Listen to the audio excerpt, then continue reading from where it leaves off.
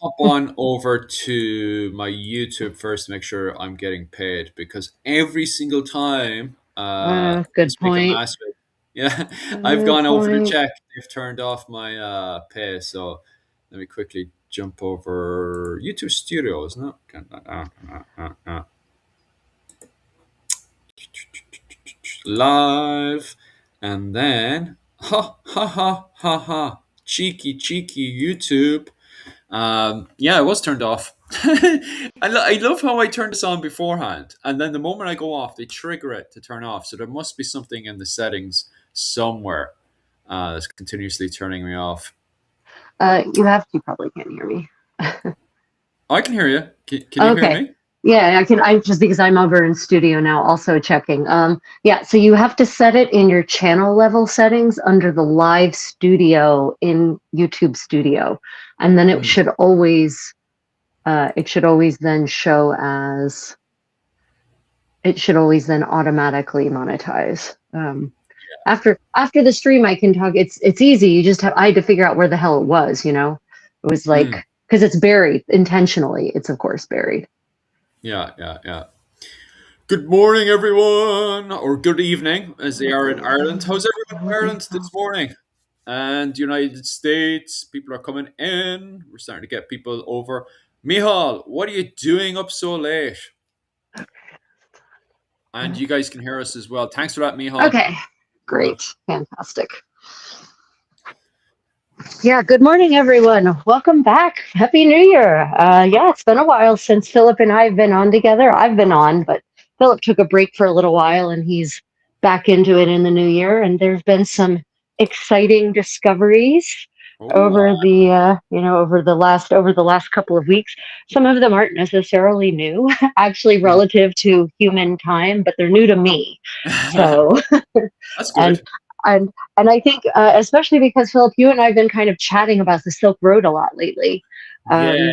and some of these discoveries are very relevant to that concept. And I've been listening to a lot of lectures by a lot of recent historians who Mm. are daring to challenge the conventional narrative of the Silk Road, and I think for the better. So I think we've got some Yes. exciting stuff to talk about today. Oh, big time. We'll get deeper into that later to do with the Yeah. Silk Road and a lot of, especially a lot of big talks and stuff happening both in Hong Kong and London and stuff, and how to improve the study of the Silk Road. But we'll get deeper into Yeah. that later on. Yeah. Rachel, how have you been doing this week? Any news with yourself in general? Oh, well, let's see. I've got another appointment at a different museum here in Korea to go and touch 500-year-old garments myself and examine them and see how they're made. So that's super exciting. That's going to be Hmm. March 24th. I'm going to be going to the National Folk Museum, which houses one of the largest collections of historical Korean garments in the world. Hmm. And I've got some really amazing jogori and tima that I'm going to be looking at for construction details, so I can start making those historical Korean garments with a level of accuracy that I could only fantasize about for European garments. Hmm. because unlike European extant medieval garments from Europe, which are generally never whole, they're always in pieces, right? Hmm. Some parts have rotted away, some parts have been cut away and turned into something else. So we have almost, in terms of entire garments from the 15th century, there are none. Oh, not that's not not in terms of like where everything is perfectly preserved. Whereas in Korea, because of the fascinatingly strange way in which they buried their dead in the Joseon dynasty, we have literally every tomb of every nobleman or noblewoman holds dozens of perfectly intact garments. mm.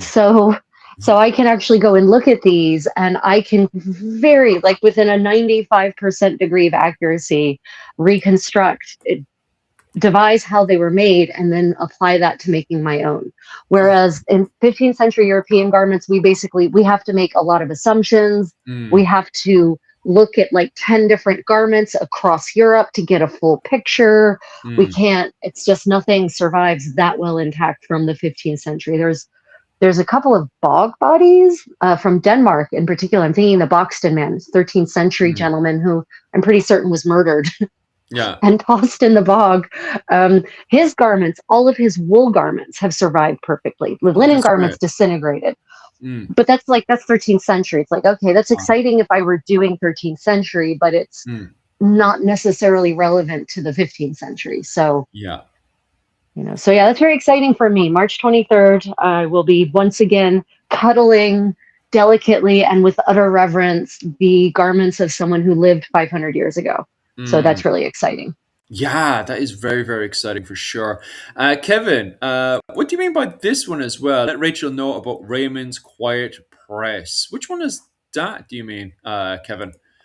Uh, And yeah, wait, I felt, gosh, I wasn't even looking at the chat. Damn it. I know. Okay. Oh, Kevin, I know about Raymond's Quiet Press. Raymond's Quiet Press, I've been shopping at their stall at Penzic for literally 30 years oh at this point. yes, yeah, yeah. He was actually telling me about this the other day. Yeah, it's clicked into my Yeah. brain. He sent me the Yeah. link and Yeah. Yeah. everything the other day. Yeah. Raymond's Quiet Press. I know Raymond, actually. Oh really? Sir Raymond. Yeah. Yeah. He's a knight in the Society for Creative Anachronism and a Mm, professional historical caster. And yeah, he's been making reproductions of medieval metal bits and bobs for literally decades at this point. yeah. And he does have quite an array of pieces for Oh certain. nice. In Anyway, fact, on some of my garments, I have some of his pieces, not mm, mm. any that are here in hand. So yeah, Ah, we might be looking at Raymond's Quiet Press for some metal bits and bobs, possibly for your ensemble. yeah, I was just Um, thinking that as well because yeah, Kevin was sending me his stuff, and his stuff is amazing. I was like, yeah, God, we need to get him on for a live stream. yeah. Exceptionally good. I really, really like his stuff for sure. So yeah, definitely bring him on for sure. Mihal, what? And it's the same with Peter. Peter and Mihal, what the hell are you two doing up at this time? Go to bed. It's late over in Britain and Ireland. or Uh, or very very early. Maybe they're up super early, Philip, to have a productive, busy day in a consumer economy. oh, aye. Mihal, what's the story with your? You're saying you're editing your modifications for the video game Crusader Kings 3. I need to actually get Rachel on Crusader Kings 3. She'd like that one. Do you know the game Crusader Kings? I have not heard of it. Um, The video Actually, game. that's kind of weird because normally I at least hear about these things, even if I don't play them. Yeah, you probably would actually enjoy the video game Crusader Kings 3. It's a role playing game set in the court. You can pretty much pick any family. You at the very start of it, you pick any historical family you want to play as. I mean, any historical family you want to play as. In the, I think it's just the 12th and 10th century right now, but they're bringing in the 14th century, and they might be bringing in other eras as well. And this is as far as right now, I think it's as far as Ireland all the way over to Japan, right? And you can pick any family to play as. I mean, any But family to but play as. but Crusader King, so it's set in the Crusades in the 14th century. So There's when the game originally came out, it was set, the setting was just Europe, and it was set just at the very start of the Crusades around the 11th and 12th century. So when it uh, originally came out, it was Crusader Kings, but now the game has like completely expanded out, and at this point now people pretty much play to role play as any family in the court, and even move up to become king, and we've got this map to play around with. Big, massive role playing game. I'd love to get Rachel onto it because I had my wife. My wife's addicted to Crusader Kings in her free time because of the role playing aspect, and it's more reading than it is. You know how like other video games, it's more like you play as a character, you run around the screen. This is more kind of they give you a map and you choose which way you're going to move around the map and stuff, and then every once in a while it pops up like a story scenario, and then it says like Sir Wallace has come up to you, and Sir Wallace has dropped his cup onto your dress. How do you react? And it gives you choices to pick. It's very much like that from I, time to time. I mean, Philip, I just do living history. You just described a living history event.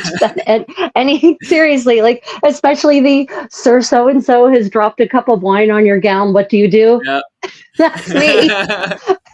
I am the recipient of the cups of wine on my Oh gown. no! I can just imagine your face if that ever happens to you. Oh yeah, So I don't, my face is very reactive. It's very hard for me to hide what I'm thinking or Yeah. feeling. And so, I mean, I told you about the turkey juice incident, didn't I? No, you haven't. Oh my freaking God. Go So, on. you know that that beautiful red silk Burgundian style gown that's in a lot of my videos. It's the one where it's got the turn back collar and I'm wearing the pointed hat with it and it's beautiful Mm, and it's red and it's silk taffeta and it's all hand sewn. That dress is entirely hand sewn. There's not a single machine stitch anywhere on the 40 plus meters of hems and seams and stitching. mm, So its very first event, the very first event at which I wore it was a feast with it was a ball and a feast. mm, And the cook was doing, she was a little bit, she's into 16th century Italian cuisine, even though it was a 15th century event, but whatever. mm. She made a dish from an Italian cookbook by Bartolomeo Scappi, which has a Yeah, recipe for turkey. It's one of the earliest, it is the earliest recipe for American turkey, right? yeah. And so she made turkey as per this recipe, and it was served in a bowl with the juices. Oh, And the so oh so yeah. I'm sitting at the table, and the server approaches me, and I see what's in his hands, and I see Oh that the no. juices are sloshing. And you see where this Yeah. is going. Yes. And as I say to him, "Do not serve that over my lap," he literally reaches over me like Oh this close no. with the bowl, and it tips, and the greasy turkey juice runs all the way down the front of my gown Oh, from my waist to the hem. oh, It soaks through Jesus. all four layers of Oh silk no. that Oh. is the gown, brand new. And do you know what turkey juice contains? Ah. It's Some. primarily fat. It's primarily fat. It's Oh. primarily fat. And so the front of my brand new hand sewn gown, reproduced in the style of Margaret of York, the Duchess of Burgundy, right, Oh is no. now just coated with a swath of, it's a foot wide, a Mm. swath of greasy turkey juice a foot wide. I screamed at him and I literally stood up and said, "You idiot. You have ruined my dress." I mean, I don't know how I've been told that the expression on my face was terrible in the original Mm. sense of that word. Um, he never came back to another event. Yeah. Um, Yeah. Yeah. uh, so then the dresses saga continues from there. So we ran down to the bathroom. We tried to get, soap to dissolve the grease, et cetera, et cetera. It just wasn't, it was too much. It was just too much grease. So we took it to the cleaners and I said to the cleaners, "Please spot treat this." I thought they would treat it like the silk dress it was. No, no. They ran it through their dry cleaning machines again and again and again and again to get those stains out, and it Yeah. I ruined can the silk. imagine. It Oh. ruined the silk. So that silk has never had the same shine again. The stains did eventually mostly come out, but the silk definitely does not have the the shine that it once did. So yeah, uh, I don't need to video game, Philip. I just do this shit in real life. Yeah, yeah, yeah. Mihal, are you taking a note of this for the modification for Crusader Kings 3? Because that was a lot. That there was a lot. Mihal responding there. I'm doing a historically accurate Ireland to Britain only in 976. So it's 10th century Ireland. So Ireland is now 100 of landed titles, editing family trees. Oh yes, you would do that, Mihal. Mihal specializes. If you guys don't know Mihal's channel, Mihal runs a channel, Clans and Dynasties, over on YouTube, TikTok, and Instagram, where he specializes in family dynasties, and surnames in Ireland and also Scotland as well. Mihal covers Scotland as well. So if you're into families dynasties in Ireland and Scotland, definitely head on over to Mihal's channel there. So yeah, I reckon that modification for Ireland and Scotland in Crusader Kings 3 would actually be pretty awesome. Hopefully, Mihal can shove in what was it called? Rachel's example there, highlighting the fact that she doesn't need to play video games. Her life already has enough drama in it. My life is a medieval living history event. And actually, this is why I don't really enjoy video games, because I feel Uh, like I'm wasting my life when I could yeah. be doing it for real. Mm. So I don't enjoy video games for that reason for the most part. The one kind of game I do enjoy is a puzzle game. So Yeah. like I loved games like Myst, where it was just Okay. like puzzle after puzzle after puzzle. Mm, That mm, those mm. kind of games I enjoy, but Yeah. anything that involves role playing, I'd rather role play in real life. Yeah, yeah. But then you've got myself then where I come back from an event and I'm still thirsty for more. So when I'm finished my work, I go straight back in. Especially there's a video game called Mountain Blade, and it's a big sandbox game, and it pretty much is just a living history event from the 10th century. I'm very bad for that kind of stuff from time to time. Not so bad right now, but I was back in 2015 and stuff, really addicted to them for sure. Um, oh yeah, okay, so there we go. Mihal is adding that event into his modification right now. Fantastic. And yes, I fully encourage the incorporation of real living history disasters from my life. 100%. Yeah, so the question, would I play an escape room? I love escape rooms. I love escape rooms. They're like basically escape rooms are live role playing puzzle games, Mm, right? I love escape rooms. They're fantastic. I mm, even enjoy tabletop escape rooms. Actually, there's some card decks you can get that simulate an escape room. Yeah, love them. yeah. There was some questions of who why would that server do that? I think the server was an idiot is why he did that. He'd never served before. He wasn't trained. There was no training. You know, so medieval household, the people serving the food to the tables would have been trained from Mm, childhood on how to properly serve. mm, Whereas at your average living history event in any era, it's going to be volunteers who are just getting up to help get the food to the table. No training is provided. mm, And mm, apparently, this gentleman had never served anything in his life. So mm. he didn't think it would be a problem to take the volatile juice or bowl of turkey grease and serve it over top of a lady's lap. He didn't Oh, think that would be a problem. So, yeah. yeah.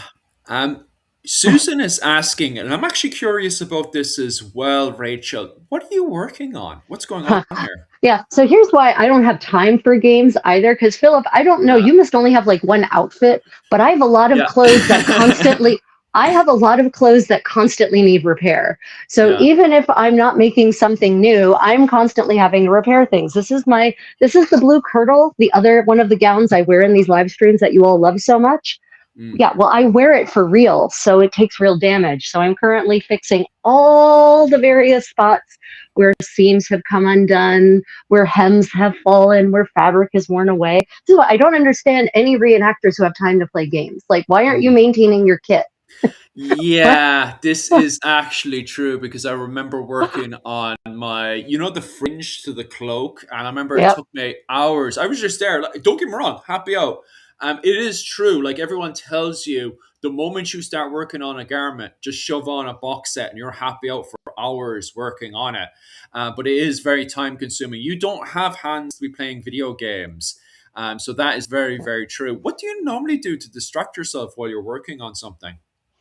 Oh, so I like to have something in the background, usually in another language. So I'll put on Netflix shows in a variety of languages just to keep my language skills up to date. There's a lot of, God knows, there's so many great documentaries on YouTube and podcasts. You know, medievalist.net, for those of you who aren't familiar, Mm, medievalist.net has a fantastic website. Check them out, medievalists, plural, .net. They have a whole podcast section. They have some awesome podcasts. mm, So yeah, I often listen to podcasts on history, on literature, on political topics that we're not going to go into here mm. if I'm alone. But you know, the best thing to do if you're working on projects, honestly, is what's called a stitch and bitch. And Oh it's yeah. where you get a bunch of people together and you're all working on things and you're bitching about things at the same time. Mm, And sometimes you might bitch intellectually, mm. but sometimes it does just break down into a gauze fest.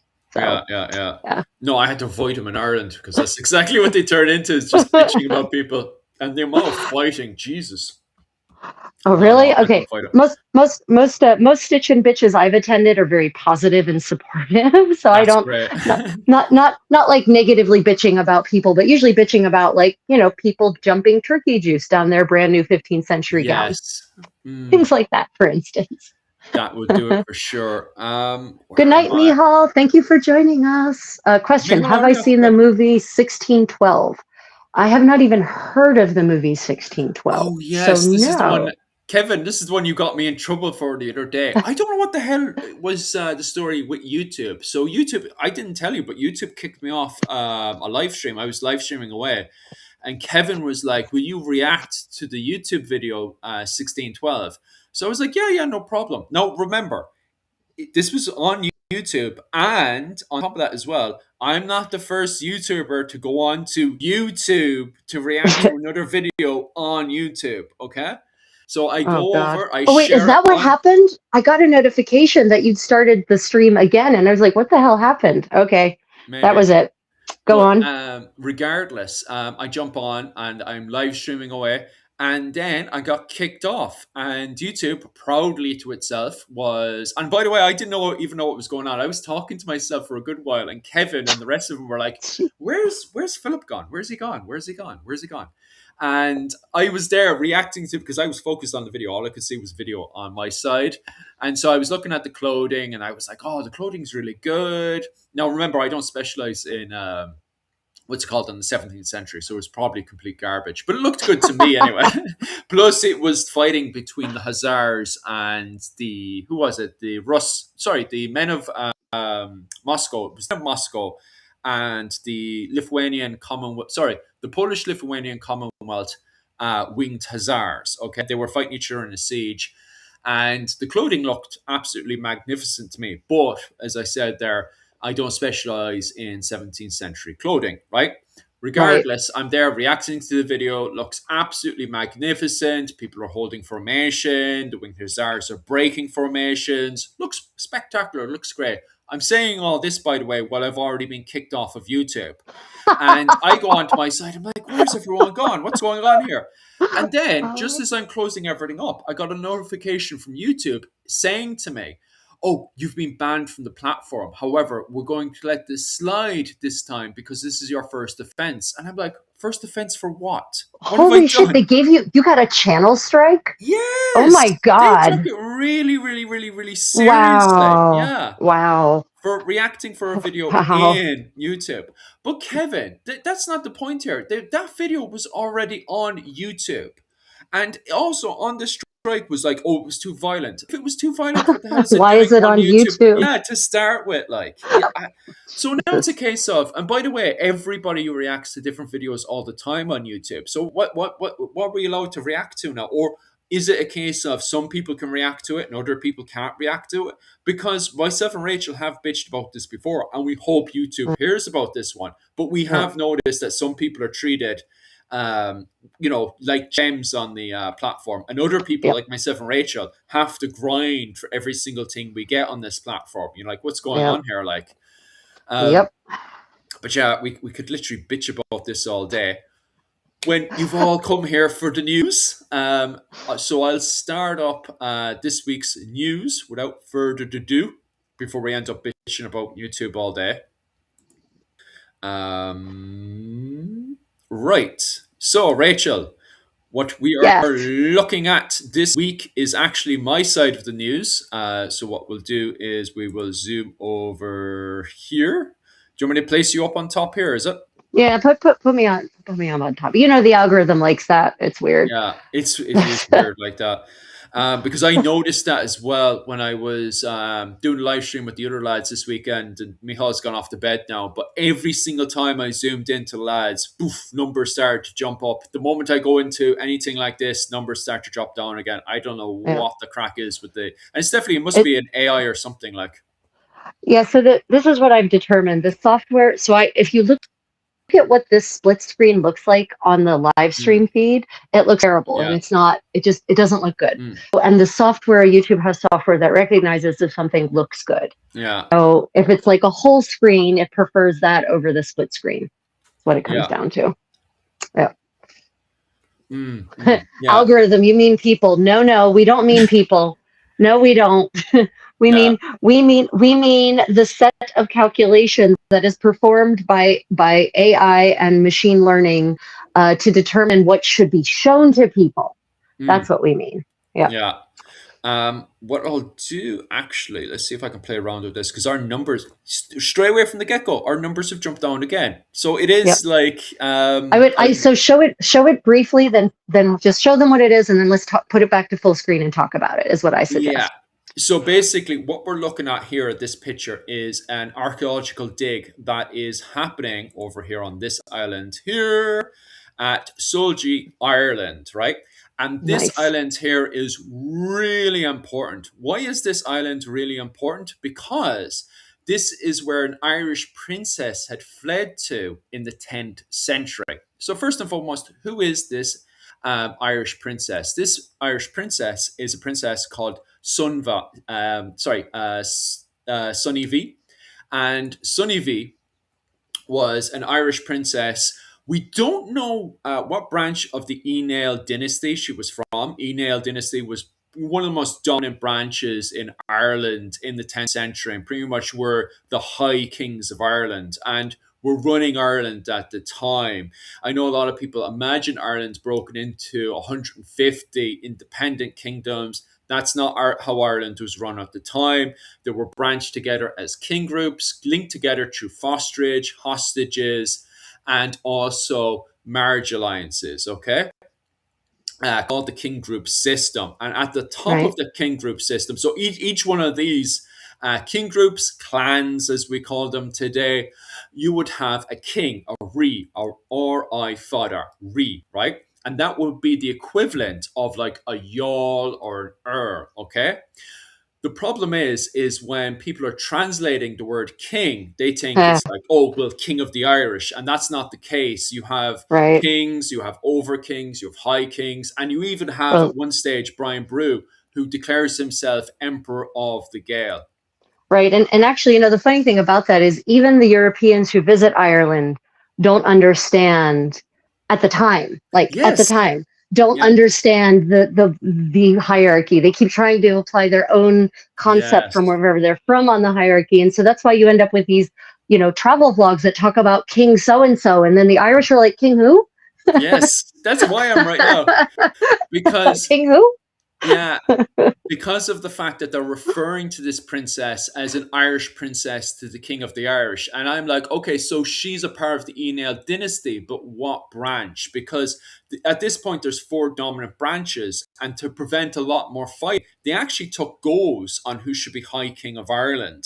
To a Mm, certain degree, they are still like battering each other and kicking each other in the teeth and stuff. So it's not a perfect system, but it's a probably one of the best systems in Europe at the time, especially since Europe is dominated by war bands. right. Regardless, between the jigs and the reels, this Irish princess, Sunniva, her father passes away, who was an Irish king.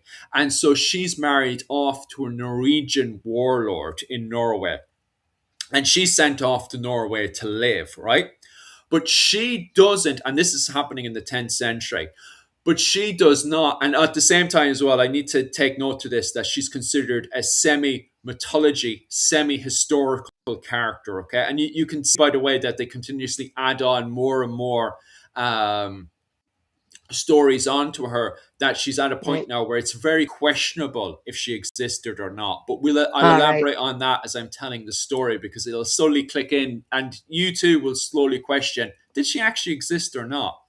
Regardless, she's sent off to Norway to live with her abusive, um, pagan, heretic, denier of Jesus Christ of a husband who, son of a, she does not like. She hates her abusive husband. So her and her followers decide to run away. They just get up one morning and they just leave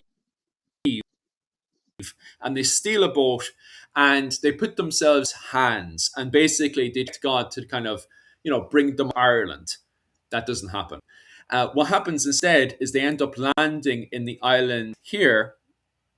Let me see if I can make that bigger. There we go. Right. Sillevi Island, just off of Norway. Okay, so you can see that little. I wonder, you could probably just say that is Norway altogether. Regardless, She ends up on this island, right? And her and her followers are very, very ill prepared for living on this island. And so what ends up happening, and see, there's the numbers jumping up again. So this one definitely is the best. I What was told it called? you. One to have. Yeah, I don't know what the hell. Because the moment we switched over to the other one, and now it's gone up to 100. Okay, right, we're keeping to this one. This is the one we're keeping at today. Regardless, Sullivan and her followers, they're now they've landed us on this island, very ill prepared. It's exceptionally cold on this island. It is always raining on this island. It is horrible. So what happens is that they find a cave. They all huddle up in that cave, and guess what? They start to run out of food. Right? Absolutely Oh, horrendous. oh One of her no. followers, so her followers go out and they start to steal food from the Oh, okay. locals living on the island. I thought this And was going to be much darker, actually. When you said they were running out of food in a cave with just them, I'm thinking, oh well, whoever's the weakest is going to be it. no, it doesn't turn into that much fun. It doesn't turn that much fun. But regardless, they go out there and they start stealing local food from the locals. And so one of her followers gets caught stealing a sheep, okay? And he runs up into the mountains, into the cave. And the locals do what the locals do best. The locals go and get their weapons and they go up into the cave to investigate what's going on here. And so Sunniva and her followers are freaking out. They're panicking and they're praying to God, God, please save us, please. And between the jigs and the reels, the cave collapses with them Oh, inside. Yep. And that's the end of Sunniva. that's But the end then, of the story? yeah, well, that's Wow. the end of her anyway. Right, right. Goodness. Regardless, what happens then is that people go and see this what was it called, this cave, right? So you end up having, at the very start of this, you end up having pilgrims going up from Norway. It gets very popular between the Norwegians. They all go up to see it. Then you have people from Ireland to go up to see it. And recent archaeological digs seem to indicate that people from the Anglo-Saxon world may have been going up to visit the site as well, which is very, very exciting. So as of January this month, of 2026, archaeologists have started to do recent digs on the site, okay, which is very exciting for us for sure. And what they've already started to find at the very early stages of this archaeological dig of this monastic settlement. So, what happens eventually is around the 12th century, the local Norwegians, they start to dig up the site and they find bones. By the way, these bones are missing today. I don't know if these bones are probably in the monastic settlement, but when I was investigating in this, the bones seem to be missing. Okay. Regardless, the locals, they dig up the bones, and then on the site of the cave where the cave collapsed, they built a monastic settlement. And so now they're starting to do archaeological digs in the area, and they're starting to discover that this site is very Anglo-Saxon, which is very, very, very Ah, exciting.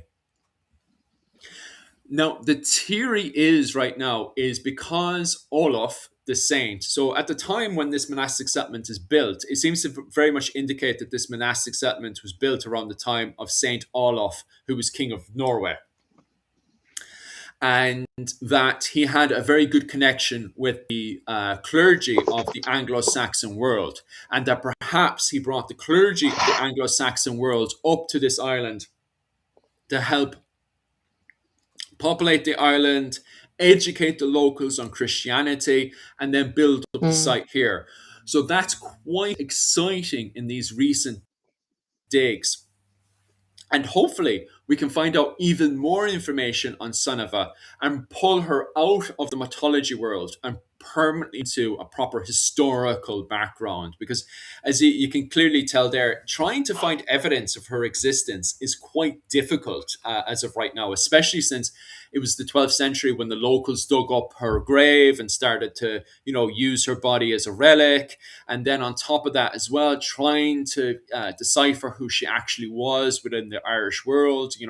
Was she officially a part of the dynasty, what branch of the Inel dynasty was she supposed to be, and then there's the whole confusing because, as you said earlier, because she is labeled as a princess to an Irish king. That's great from the Norwegian perspective, but from an Irish perspective, it's like, okay, she was a king, but like, was her father, a king of a little bit of, was he an over king? Was he a high king? Was he an emperor of the Gael? Like, who's your father? So Right. hopefully with more archaeological digs and finds, we can finally identify who she was. And also very exciting as well, hopefully from my perspective, we can start to find more Hiberno-Scandinavian finds in there, hopefully an entire bog body. That would be absolutely exciting for me. So I will be paying attention to this archaeological dig, and hopefully we can find out more information of what's going on. Yeah, I think this really underscores for many people who are watching, hopefully, that history is not set in stone, that our understanding of history is flawed and incomplete, Mm, and that we are constantly making new discoveries to fill in these blanks.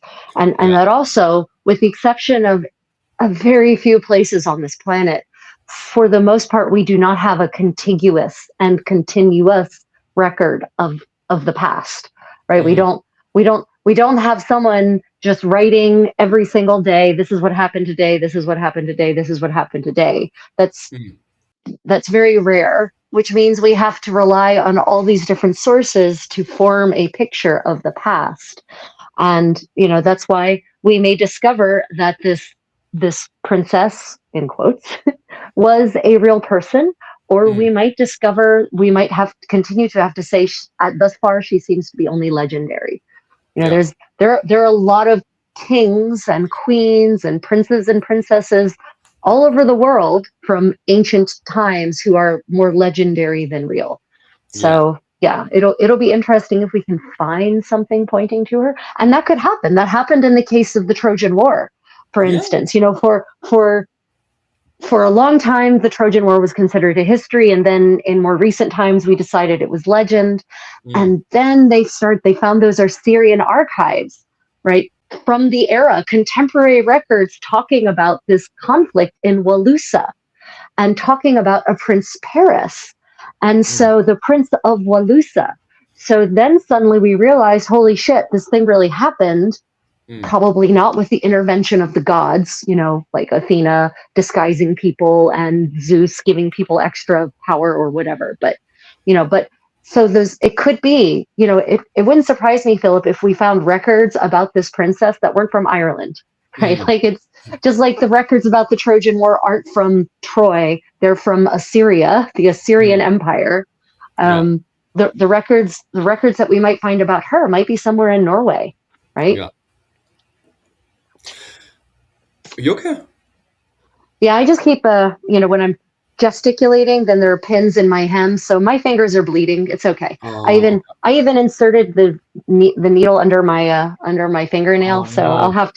I'll have to do something about that later on. That Okay. involves disinfecting it. Yeah, if you want to jump off at any time to go fix that, you're more than welcome. That's fine. It's just being a okay. warrior, hammering on. I'll just poke more holes. It's okay. Oh no. I prefer to do bulk wound care when I'm sewing. But yeah, don't Rachel. If you need to, don't hesitate to jump off there. I can easily take Okay, over. No it's all fine. problems. It's all fine. So much events could respond for some introduction of the Y DNA from Britain and Ireland to Scandinavia. Yeah, I was quite curious about this as well. Is there any way to get DNA from like a bog body or another kind of body that's found in the Yeah, I mean, the ground and stuff? yeah, it depends on which parts have survived. Bog bodies may or may not still have uncorrupted DNA, depending on the way in which they were preserved, from my Okay. understanding. Mm, So, sometimes DNA breaks down, and mm, given the conditions, and sometimes it doesn't. My feeling is that bog bodies are probably a lot more likely to have preserved DNA than, mm, say, a bone is. yeah. But again, it also kind of depends on how the bog body was preserved. It's like a fossilized dinosaur doesn't really have DNA anymore. Mm, The mosquito that might have dinosaur blood preserved in amber, well, that's something different. yeah. So Yeah. Yeah. Yeah, proper exciting stuff. Just popping over to Kevin's other question as well. Some kings probably got written out of history. Yeah, I do reckon a lot of kings probably got written out of history for sure, especially in the early medieval period when it's such a kind of who has the biggest stick society. I reckon there was a lot of kings written out of history. And you get that indication as well in the Irish sources when you've got so many of these princesses, and you're like, okay, who's your dad? And they give you a name of this father, and it's like, I've never heard of this father before. Like, who is he? So, yeah, I definitely believe that in the Irish annals, that's definitely the case where we have a lot of men who had smaller sticks that ended up being written out of history, sadly. So, yeah, Right. I definitely believe in that one. They're getting even better at testing out DNA, even when there are issues now. Yeah, very, very, very exciting stuff. The development and recent study of DNA testing is getting absolutely magnificent these days. I Right. can give you all the DNA that. What the Okay, heck? somebody's Why is into. What's why that? is that showing? Why is that comment even showing? Someone's been a bit Okay. too playful. Um, what was it called? Okay, now you're getting banned. There's banter, and then there's Is banter. yeah, right. Is I have somehow I have no control over the chat. So Yeah. on my Um, side. what was it called? Yeah, they're gone. Yeah, Um, that's what I was assuming.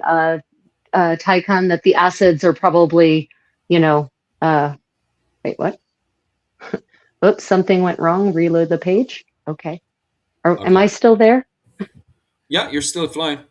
Okay, the I'm now getting an error message for the live chat. But yeah, that's what I had read somewhere, that the bog body the acids that usually make bog bodies are pretty deleterious. Mm. Yeah. So, I'm just gonna check yeah. your site actually. I think it's all 1 second actually. No, you're still okay back Anyways, again. Sorry about that. okay, great. No, great. No It kind problem. of, yeah, it kind of just hiccuped for a second, but you're back on. It's working perfectly fine now.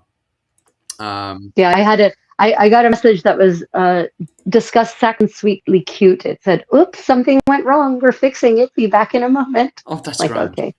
That's lovely. Thank you. But so basically, I can't see the chat at all. So if there are any questions that I need to answer, you'll have to let me know. The chat's gone for me. It's gone. She's gone. Contessa to Vishigama. How am I feeling? My Irish, by the way, is absolutely terrible. But how am I feeling today? I'm feeling great today, to be honest with you. Rachel, Contessa to, how are you today?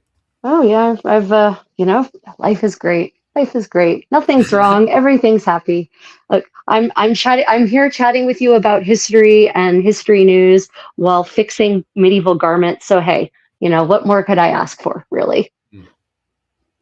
Yeah. We'll pop Yeah, but over it's to. very it's Go on. very interesting, that you're.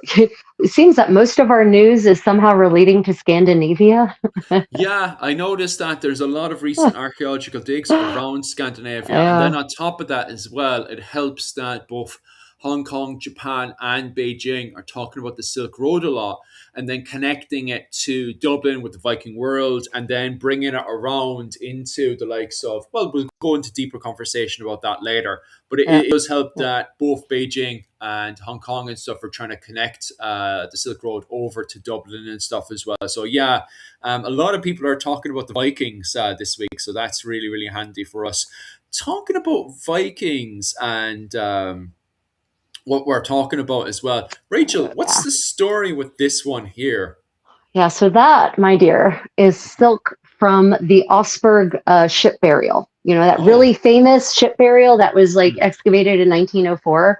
The famous burial ship, the one that made everyone think, oh, the Vikings must have always been buried in ships, mm, right?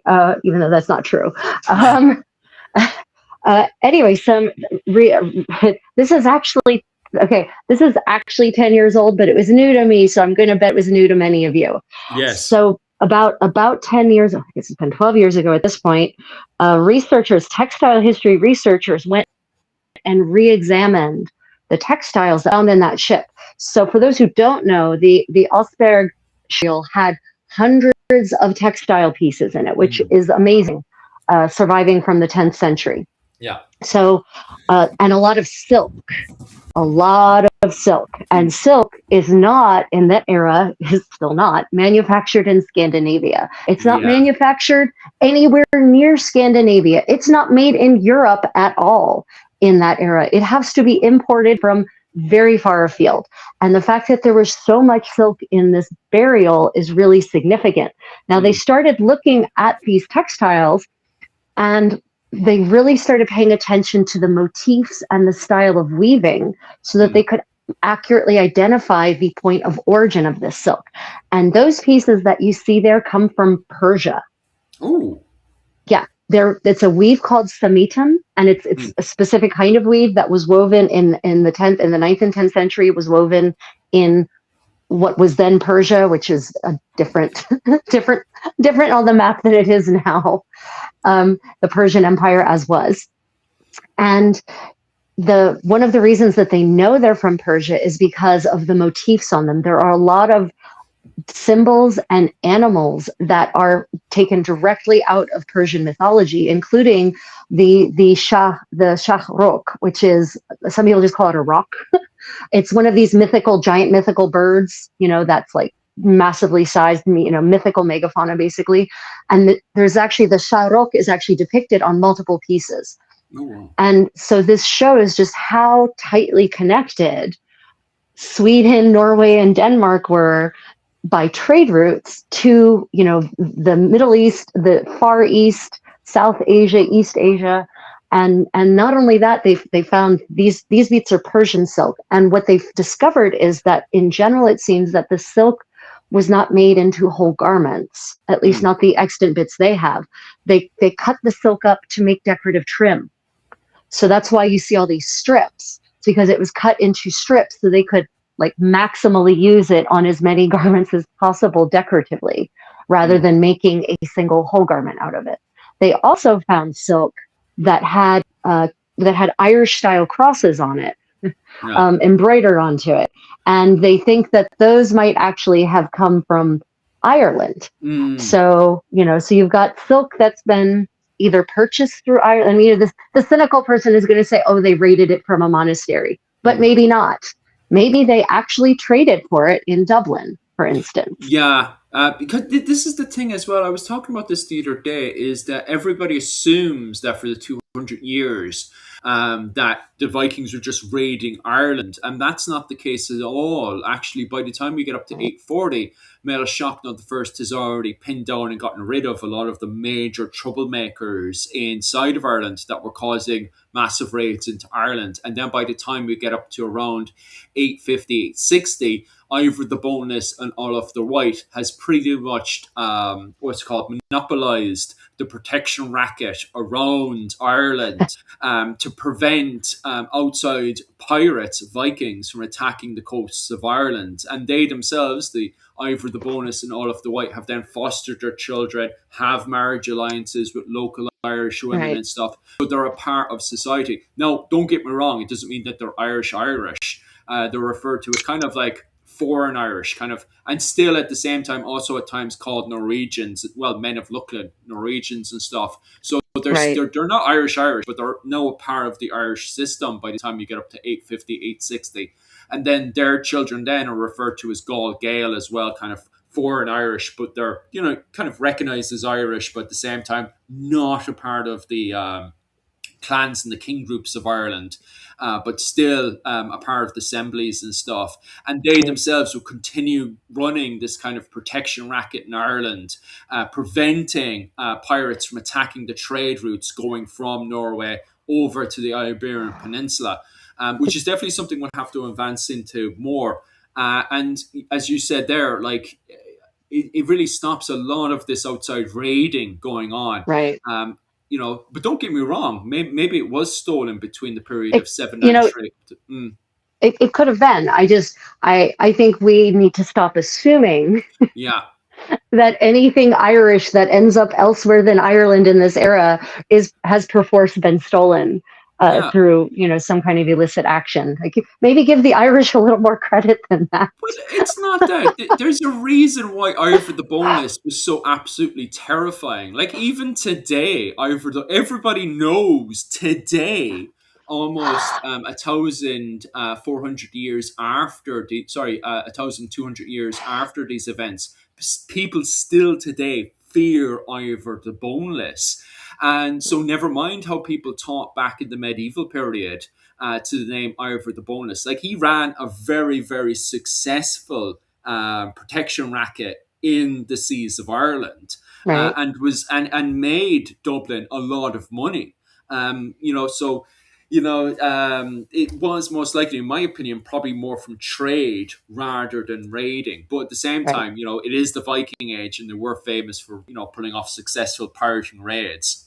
I mean, and not just, I mean, that's the other thing. I love that you use the word pirate, because Yeah, it really puts it in perspective, right? yeah. That is what is happening.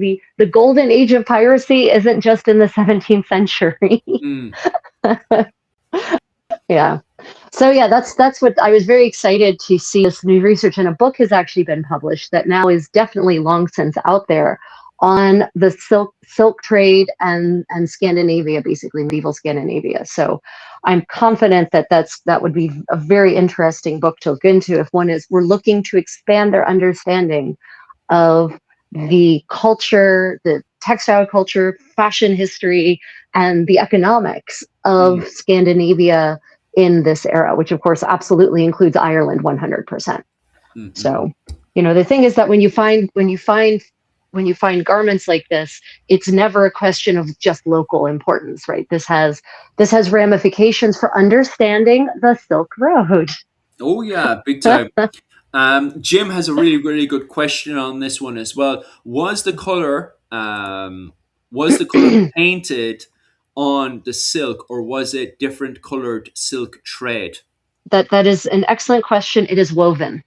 Mm, So this is a woven pattern. Yeah. So yeah. those are different colored silk threads. So it's a technique that results in something called lampas generally, and they were very, very popular. Very expensive, lampas were, but they were very, very popular for that reason, because to have even a garment decorated in bands of this fabric would have been hardcore conspicuous consumption. Yeah, Yeah. yeah. I can imagine. All right, guys. If I end up skipping your question, it's not out of a bad bias or anything. I'm just trying to focus on the questions to do with this topic, because we've got bombarded with tons and tons of questions right now. Um, did they use beeswax? I'm assuming you're talking about the clothing Yes. itself. Oh, they did. Well, okay. So wait, are you talking about for sewing? Then yes, this is. Did they use beeswax to smooth their thread in Oh no, sewing? If sorry. that's. Susan Oh, was asking, "Where's your oh, beeswax?" Sorry. oh, Well, there they yeah. are. It's right here.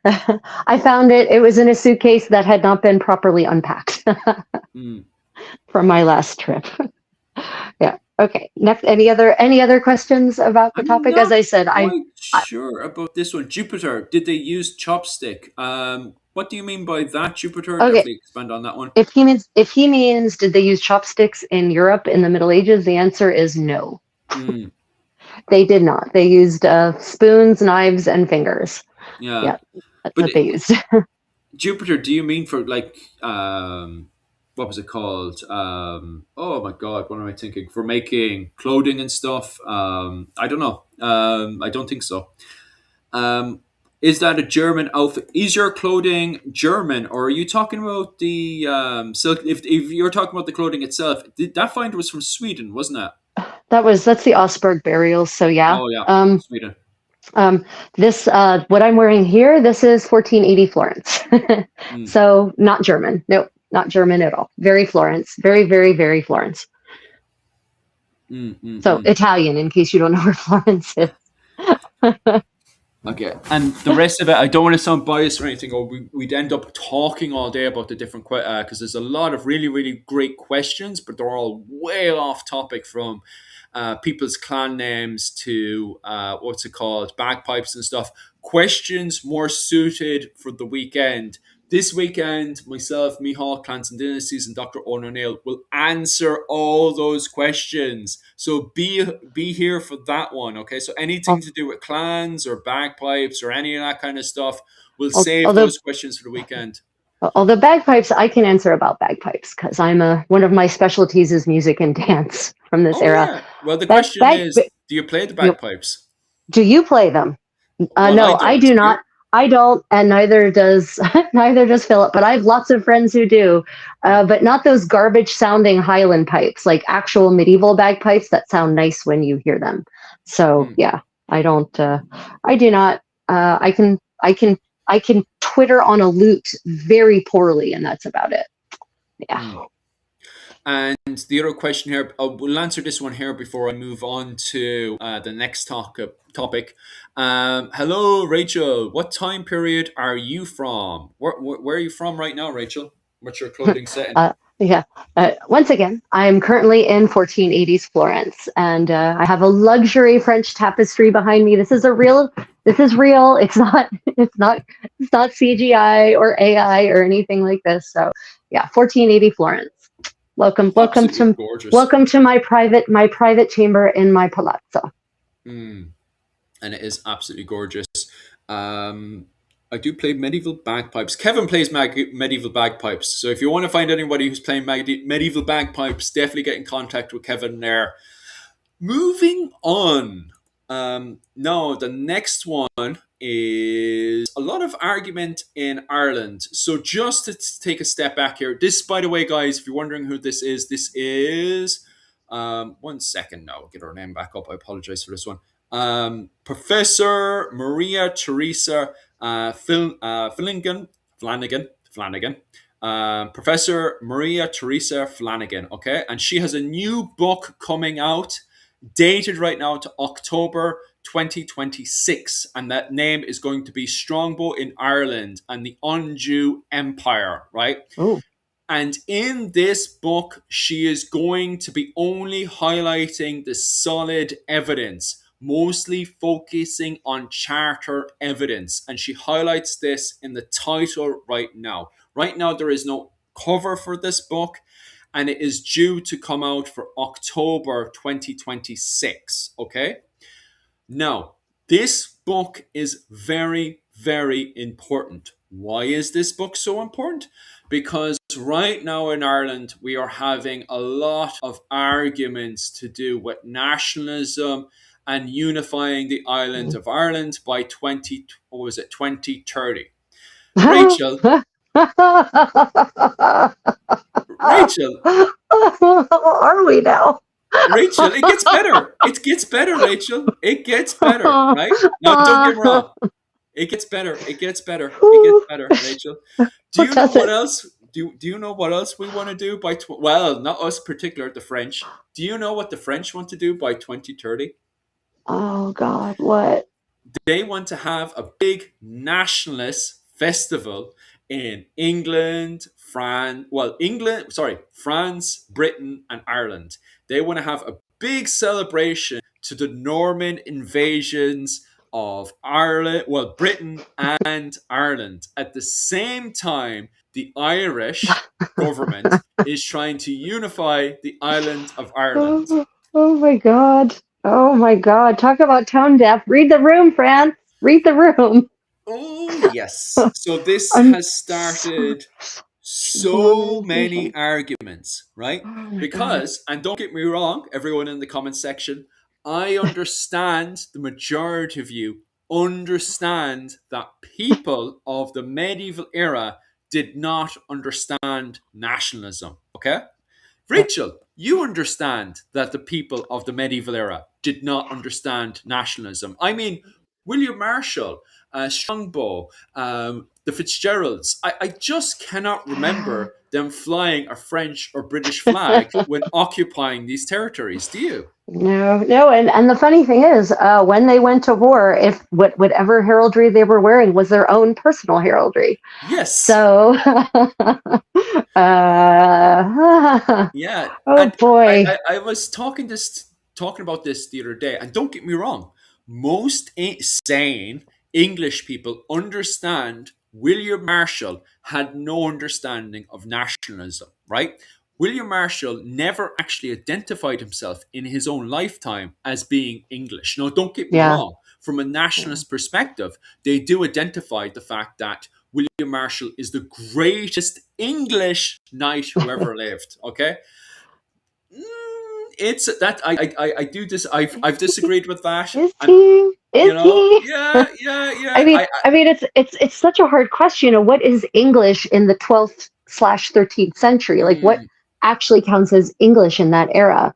yeah, That's a really hard question to actually answer because if you go by language, well, the leaders are not speaking English. yes, Um, if you go by culture, well, what in the 12th or 13th century, what makes you English versus French, or what defines Englishness? It's that is you that is yeah. a bottomless pit, probably, that has no answer. Oh, big time. So Especially when you have William Marshall, who spent the majority of his life within the kind of undue kind of Frankish right. realm. And he moved Mhm. between the courts of Normandy, Paris, Yeah. Anjou. He was a well-traveled man in France with kind of French nobles. Like, he spent most of his life with French nobles before getting into his old age, and then moving and living in Kilkenny in Ireland and married to an Irish princess. Okay. Right. And then in that, when he was going to the different courts, he was then a part of the Anglo-Irish clique of the Bergs, Fitzgeralds. He no longer kind of associated himself with King John's court. Why? Because he was kind of having a feudal disagreement with King John. Okay. Now, don't get me wrong. Did he end up fighting on the side of King John? Yeah, when he took his son hostage, which is very important to highlight. Like a lot of people are very quick to highlight that. Oh, he came to the rescue of England, and it's like, well, his son was hostage, I and mean, then yeah. yeah, and then when King John did die, what was it called? William Marshall needed to protect his lands in Wales, so he against the French and nobles that had switched to the side of the French king. Okay, so he had his reasons for taking that side. Regardless, the reason why I highlight this example is one of many examples of how things are actually complicated rather than people taking the cause of nationalism, which is very important to take when we look into these Norman invasions going into Ireland, that these people are not flying a what was it called, St. George's flag or a Union Yeah. flag or any sort of flag when they're invading into Ireland. Like, these families, such as the Fitzgeralds, such as the De Clares, these families are invading Ireland because they see an opportunity with a civil Yeah. war that was happening in Ireland between the O'Connors and the MacLachlan's, which very much greatly weakened the O'Connors Yeah. and the MacLachlan's, which allowed opportunities not just for native Gaelic Irish to take advantage of, to seize more opportunity on land, but even more so, the what was it called, as Professor I apologize for this one. Flanagan has highlighted in a new book, the Anglo Normans. It has given the Anglo Normans the opportunity to seize and capture lands, and this is the important part, as mercenaries to an Yeah. Irish lord. Okay, I, so an I, Irish lord has hired mercenaries, not realizing that this would open an opportunity for even the King of England, Henry II, to exploit and take advantage of for his own yeah. opportunity, and also to take the topic away from the fact he just murdered Thomas Becket. um, Yeah. Yeah, I mean, I view, I think people, if you want to put it in terms that a lot of modern people might sadly understand, they were the venture capitalists of their age, right? yes. Like they looked at Ireland as an economic, financial opportunity, Mm, basically. It's just that back then venture capitalism involved more physical violence, whereas now it involves financial violence and mhm. human resources violations. So Yes. yeah, it was, yeah, no one, yeah. I this increasing yearning for this national identity and to impose our national narrative on other people, or to force them to acknowledge a national narrative that is mostly invented, is dangerous. Right? They are weaponizing history for purposes that are not noble. we're Mm-mm. not we're not celebrating the Norman invasion because of, the good it did for the world, or the good it did for the Anglo-Saxons, right? Like, we're celebrating the Norman invasion as France because we want to show we're powerful. Yeah. So yeah, But Kevin brings up a very good point as well. Like Diarmid MacMurrough had hired them in as mercenaries, and eventually somebody was going to hire them in, or eventually the Normans, these French yeah. knights, were going to find a way into Ireland regardless. Yeah, I fully agree with you, Kevin. Oh yeah, Like this absolutely. this change was coming. It's just our modern interpretation is a bit mental now, where we're branding these people, these old French nobles, as British invaders. Like this is just a full-on modern interpretation. So this is why I'm actually quite excited for Maria Theresa Flanagan, who is a professor, and her book Strongbow Ireland and the Anjou Empire. I'm excited about this because there has been previous books that have come out to bring up this conversation. One of which was by Sean. Oh, I don't want to butcher his name now. Just give me a second. Um, Sean O'Haraver, who brought out the book The Medieval Irish Kings and the English Invasion. Okay. Um, and also on top of that as well, you also have Sean Duffy, Professor Sean Duffy from Trinity University. His book is also, I don't know if it's out yet or it's coming out this year, because that book has been changing dates as more changes has come in. But he's coming out with the book as well, Invasion 1169. So you can tell straight away that a lot of academics have a lot to say, and for good reason, especially when you have conversations inside of the Irish Parliament, where the likes of political parties, Ooh. like Sinn Féin, for example, Fianna Fáil, Fine Gael, have a very nationalist perspective. Like when remember, this is quite funny because France wants to give Ireland a lot of money to celebrate these occasions and stuff, right? Wait, And wait. They really want to give Ireland money to host a big celebration yes, about the Norman the Norman invasion, the Norman adventure yes, to Ireland. yes, yes, yes, yes, big grants. The Oh, French, the French, the French want Ireland to oh. celebrate the connection between Ireland and France. So it's very interesting the French interpretation of the The invasion of Ireland. connection, Yeah, the connection, huh? yes, yes, Oh, yes. They see this oh, as a big celebration of Strongbow coming onto the island. and so, just how are the Irish reacting to this generous offer? They're paying us to celebrate the British invasion of Ireland of 1169. That's how the Oh, Irish Parliament was reacting. What was it oh called? my God. Um, the Irish Times. History Podcast was talking about this. Now, don't get me wrong, the Irish History Podcast was telling people, look, nationalism did not exist in this period of 1169. Like, none of these people have any understanding of flying the colours and, this is a fight for Ireland. No, these people, the only thing these people cared about was their king groups, their clans, and their family dynasties. Like, when Strongbow came into the island and he married an Irish princess, which was Aoife, the only thing he cared about was capturing a whole load of land for the new dynasty he was setting up in Ireland. Yeah, He did not care about any nationalism. Now, don't get me wrong. Henry II then uses this as an excuse because although Strongbow is actually a Cambro Norman, he's a knight of the Welsh Marshes, as he was referred to back in the, 1160s.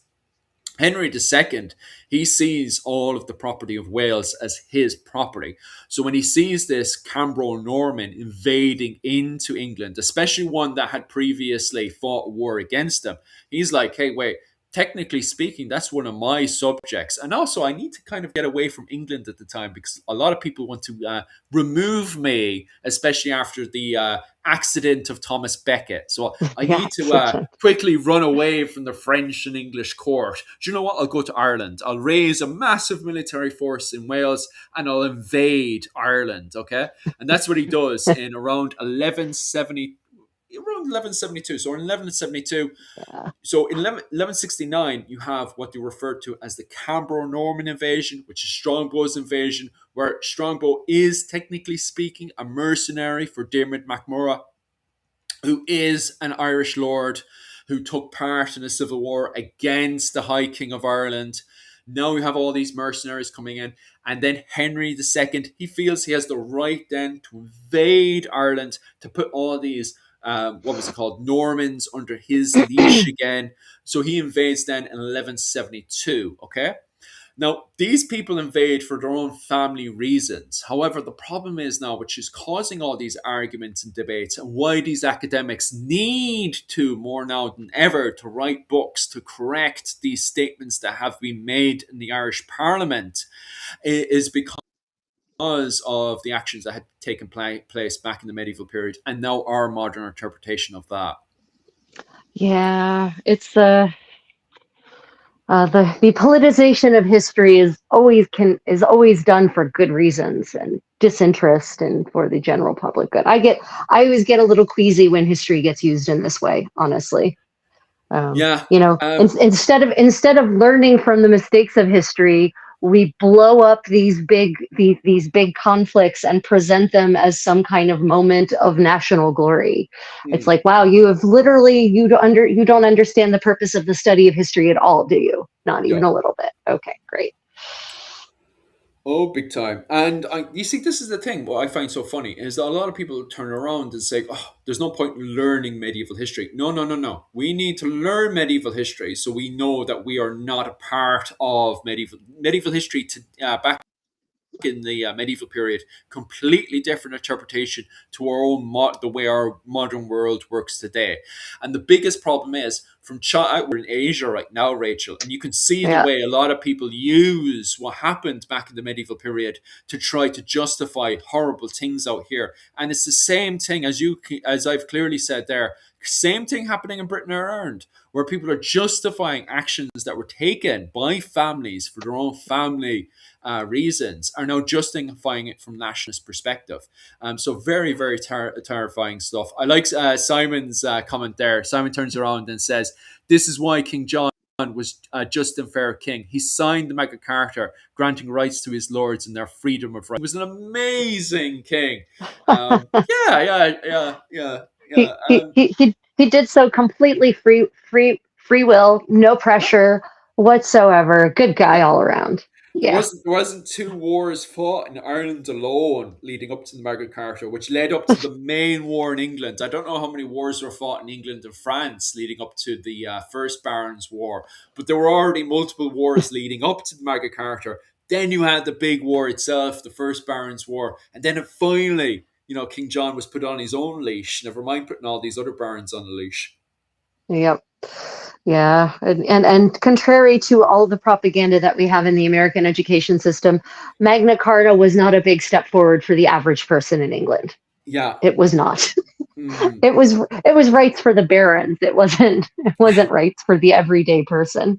Oh, and then Simon then expands on that again. He says, "We love the English. They always come over and make themselves feel at home." King John did, yeah. I love how King John. What period was that again? I think it's around 1120 when King John was having a disagreement with William Marshall, Hugh de Lacy, and there was another English knight in there as well. So an English knight runs over to Ireland and goes hiding out with the Anglo-Irish.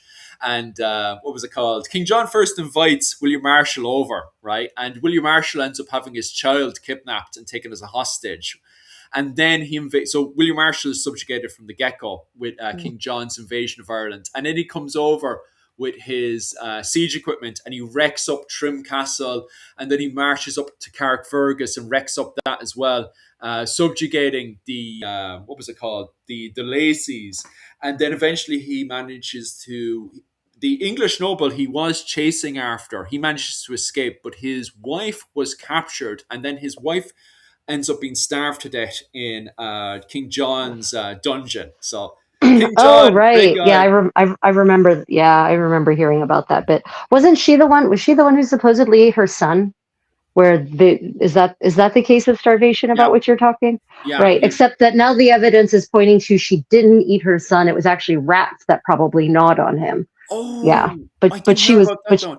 yeah, but she was slandered. Yeah, I just listened to a whole lecture on Yeah, this that's a the month one. ago. That's the one. Yeah, Yeah. the evidence points to the kinds of wounds that are described on his body. She wasn't eating him. She they when they found them, she was holding him, Yeah, yeah, yeah, and and they're pretty certain that the gnawing marks that they found were rats that had just gnawed on them. yeah, So yeah, yeah. That's the case. I can't remember what her name is, but I that's the case because she was locked up with her son, and yep she was the one that slandered King John as well. When they were still in England, she was yep slandering King John, and then they ran off to Ireland, and she ends up, her and her son ends up getting captured. He escaped, but her and her son ends up getting captured, and King John starved them to death. So yeah that is, yeah, that's bang on the situation that led on to King John's, I suppose, war in Ireland would be the right way to say it. Well, his campaign in Ireland, anyway. And that eventually then leads on to the Barons Wars, because William Marshall, then the Anglo-Irish then are subjugated. Not only are Hugh de Lacy's wrecked up because of various sieges and stuff, and the Lacys had to do a runner to Scotland. They had to go and hide in both Scotland and in the O'Neill territories. So it really shows the complication relationship between the Anglo-Irish and the Gaelic at that time, that the Anglo-Irish, the ones that had fought against King John, except for William Marshall, a lot of them actually had to do a runner into Gaelic territories and go and hide with the Gaelic. Um, Interesting, nonetheless. yeah. Let me pop over to Kevin's other comment as well. I think it's actually a splendid idea. Strongbow was a true G for his real. Yeah, if I had the opportunity to be a mercenary, go to Ireland, and then take the kingship of Ireland, I'd do it as well. Yes, yeah.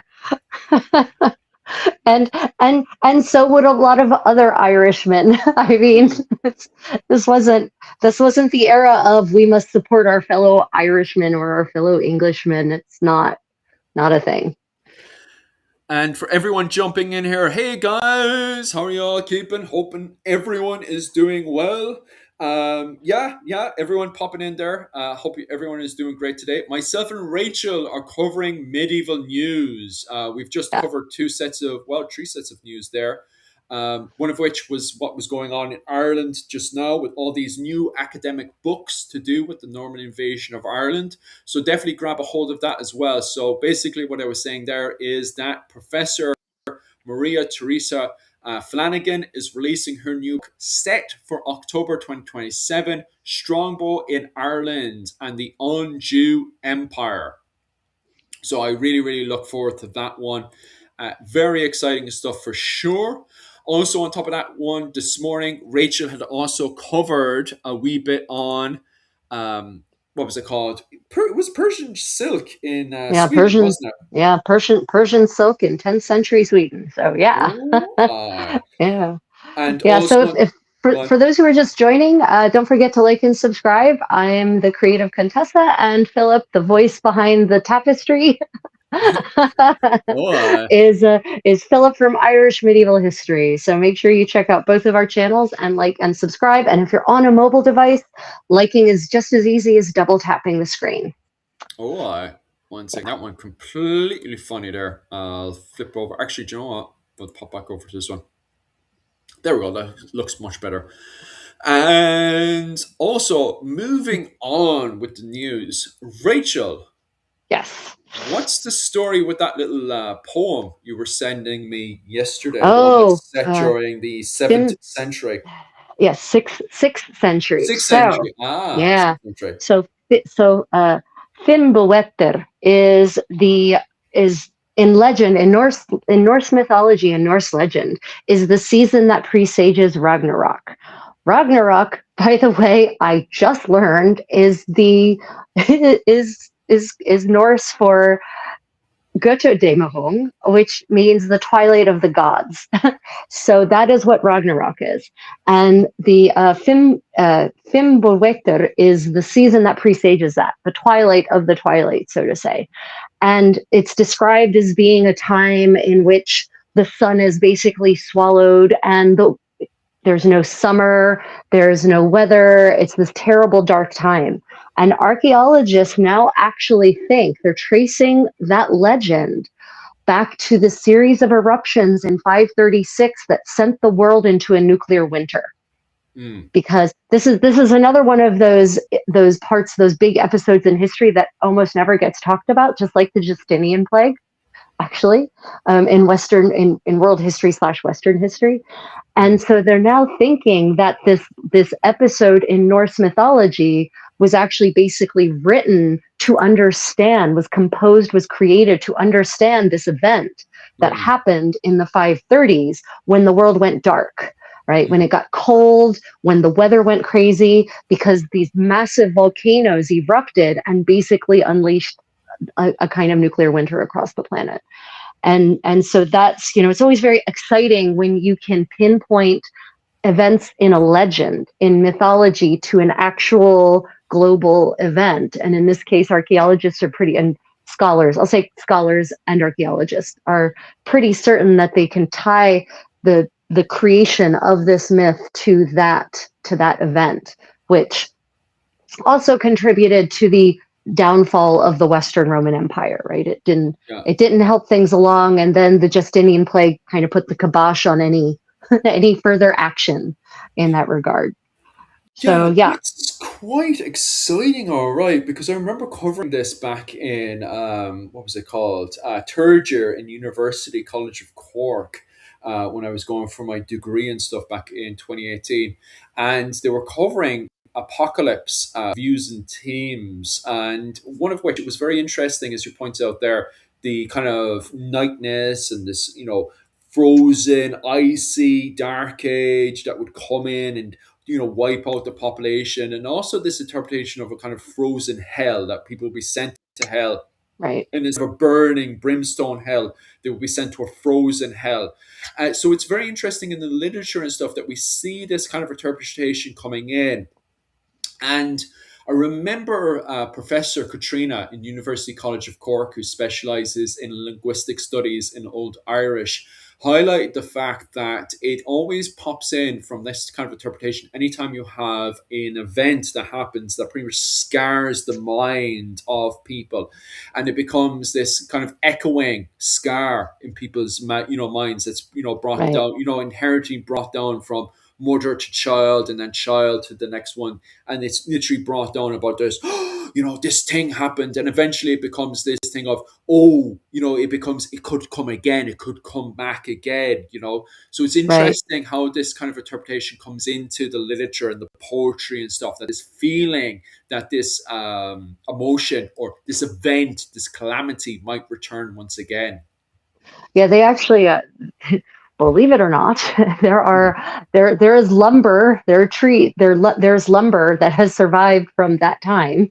And so they can actually look at the tree rings, and the tree rings from those years, there's almost no growth in the Mm, trees. Like the tree rings are so minimal as to be almost imperceptible, metaphorically speaking. Obviously, they perceived them, but they're very, very little in the way of tree growth for several years. So that's, kind of the evidence of this big weather, this climate calamity. And then the kind of the about the time, it's about this time that this legend can be traced to. mm, So yeah, it is. It would be.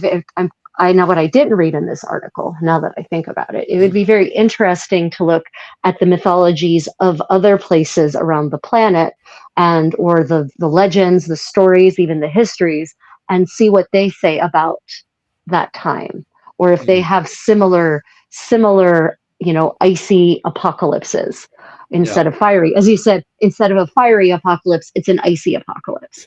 Yes, and that's quite interesting as well, because myself, and just one moment there, because the comment section there is just looking for the sources for this. So I'll just that's into the comment section now because Rachel sent me the source for this last night, Yeah. which was from medievalist Dot .net. net. Yep. The link there is in the comment section. So definitely check that out. And if there's any other sources as well, I have all the sources here, guys. So if there's any other sources that you guys are after for what we were discussing today, definitely ask me and I'll post it into the comment section there. But it's very interesting as well because myself and the wife were talking about this last night over dinner about the different interpretations of the apocalypse, and one of which was the Asian apocalypse because you can always see tsunamis, the big waves of water appearing, especially in Okinawa where we are. There's always this massive fear, and these fears are justified from the interpretation of me and my wife. Even now, like one of the biggest fears that we have right now in Okinawa is the fear of this big, massive tsunami coming in and wiping out, Oh, yeah. myself. And you can see that in the mythology. The mythology is always linking back. And there's also so many gods and goddesses linked to tsunamis, mythologies linked to tsunamis all Right. around this whole area. And to me, it's very, very justified. Like even the whole idea of praying, there's so many different sea gods in Okinawa for Yeah. every single phase of the sea. Yeah. Like Korea, there's, Korea, Korea, Korea has a lot of sea gods also. yeah, Gods, goddesses. Like there's entire sea kingdoms. There's there's and we're in the Pacific Rim, right? That's where we mm, are. So there yeah, is. We think about the tsunami in 2004 that wrecked South mm, Asia. I yeah, mean, if you go even to this day, if you go to South Asia, you can find places that are still completely wrecked because of the horror of that tsunami. 2011, Fukushima, right, yes, where we had a nuclear meltdown. yeah. For Oh, God's sake. terrifying. I mean, Jesus, if you watch the footage from either of those, it's pee your pants kind of stuff, right? So yeah, there's a good reason that here in this part of the world, you're right. It's the world ends in a watery cataclysm, right? Mm. Oh yeah, you're over in Indonesia as well. Yeah, you Yeah. have that.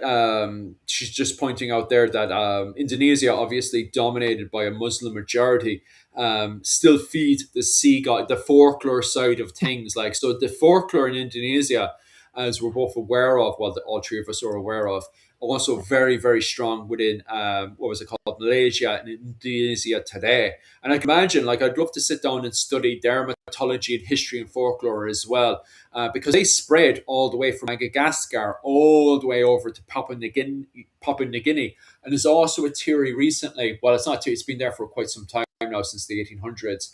It's trying to find solid proof of it, but they believe that they may have stretched over to South America as well, because if you listen to the language, people from Indonesia, this is funny, Rachel, I don't know if you're aware of this one, but people, I have a friend as well from Indonesia, and he can talk to the native tribes in South America.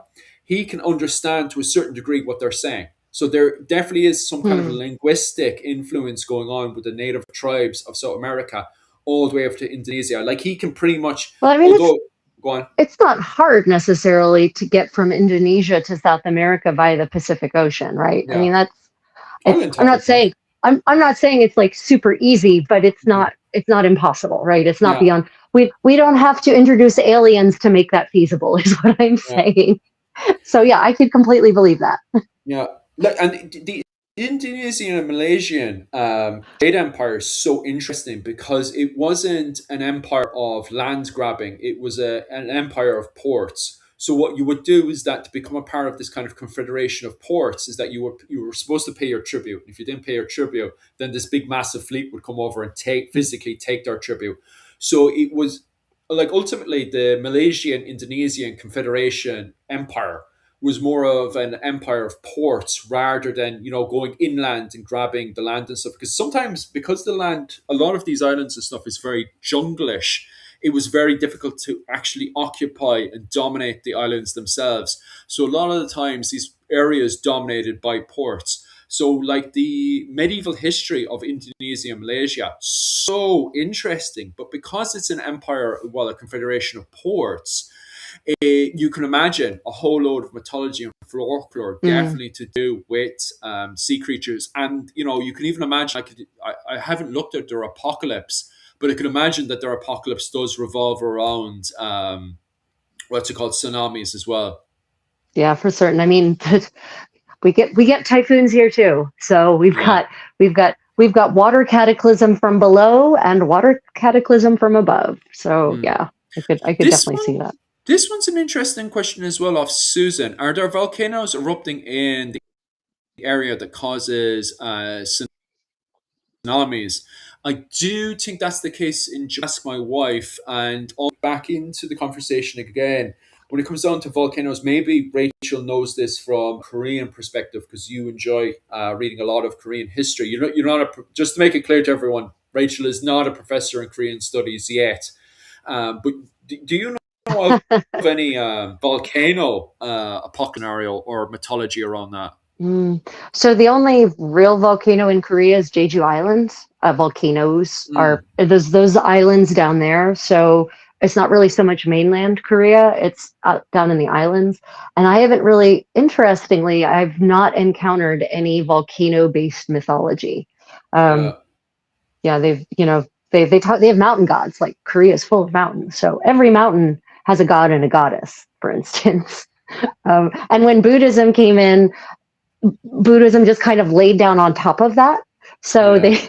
they kept the system of believe of sort of this animist system of believing that everything has a god or a goddess or a spirit, either in control of Mm, it or governing it, and Buddha just kind of sits on top of that. So you've got Buddha at the top of this hierarchy of gods and goddesses and demigods and demons and whatnot. But that didn't, it isn't really until Christianity comes along that people stop to believe in the gods and goddesses of the mountains. So mm, even to this day, you have some people who still believe in the gods and goddesses of the mountains, um, yeah. but but not so much volcano gods. But we've got every mountain, including every volcano, has a god or a goddess in charge of it for certain. But I haven't Yeah. heard of any legends that involve a cataclysmic end in magma, for instance. Yeah, yeah. It is I fascinating. I'm just asking it over to the comment section. Comment section asks, did you already mention Kleena, the Irish sea goddess? We haven't covered that one. Is she connected to any tsunami apocalypse? Because I do know that going into the early medieval period, from God bringing his apocalypse and stuff, that there is tales and stories revolving around tsunamis, and if you annoy God enough, he'll send you out.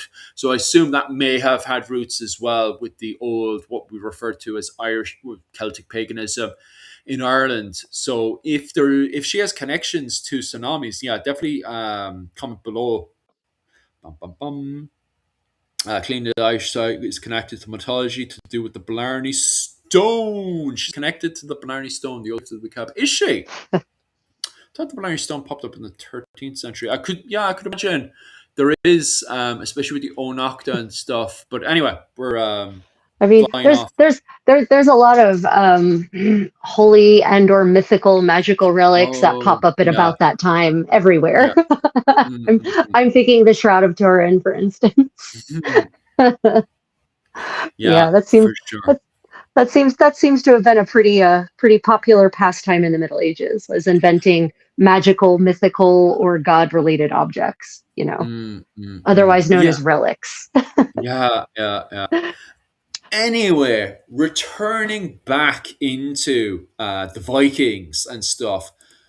Yeah, the Silk Road was definitely something. If you Yeah. guys can see the picture up on top there, that is our understanding right now on the Silk Road. Okay, and that's quite important to the conversation. Why is it so important to the recent conversations that are happening in the wider academic world? From recently talks that have been going on from Beijing, Hong Kong, Mhm. and Tokyo all the way to London. Well, recently there's been recent discussions and talks about the Silk Road. And the thing is, back in our kind of classic understanding, we always just imagine the Silk Road going from Beijing all the way over to Constantinople, and that was it. Kind of just that one kind of straight line.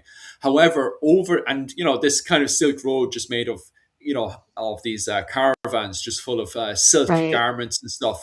Marching on by itself all the way over to the other side. When in reality, this story is far more complicated, and we've It, started to have bigger, wider conversations about and stuff about how this, technically speaking, would have functioned during the medieval period. right. And I think it's important. I actually read something very recently that I think is important for people to consider. Not the Silk Road, Silk Roads, plural. Oh yes, yes, yes. There isn't one. There is not one single one. There wasn't a singular one. There were roads, plural, mostly determined by geography. um, there were the waterways and there were the overland routes. But also, one of the biggest myths about this, I think, is first off, everyone in the comments, when you think of the Silk Road, what springs to Mm, mind? I'd be interested to hear what you all have to say about that, because and what is your understanding of what the Silk Road was? So go ahead and pop that in the comments for us, because I'm always interested to know about what people already know, what they understand, what their conceptions are.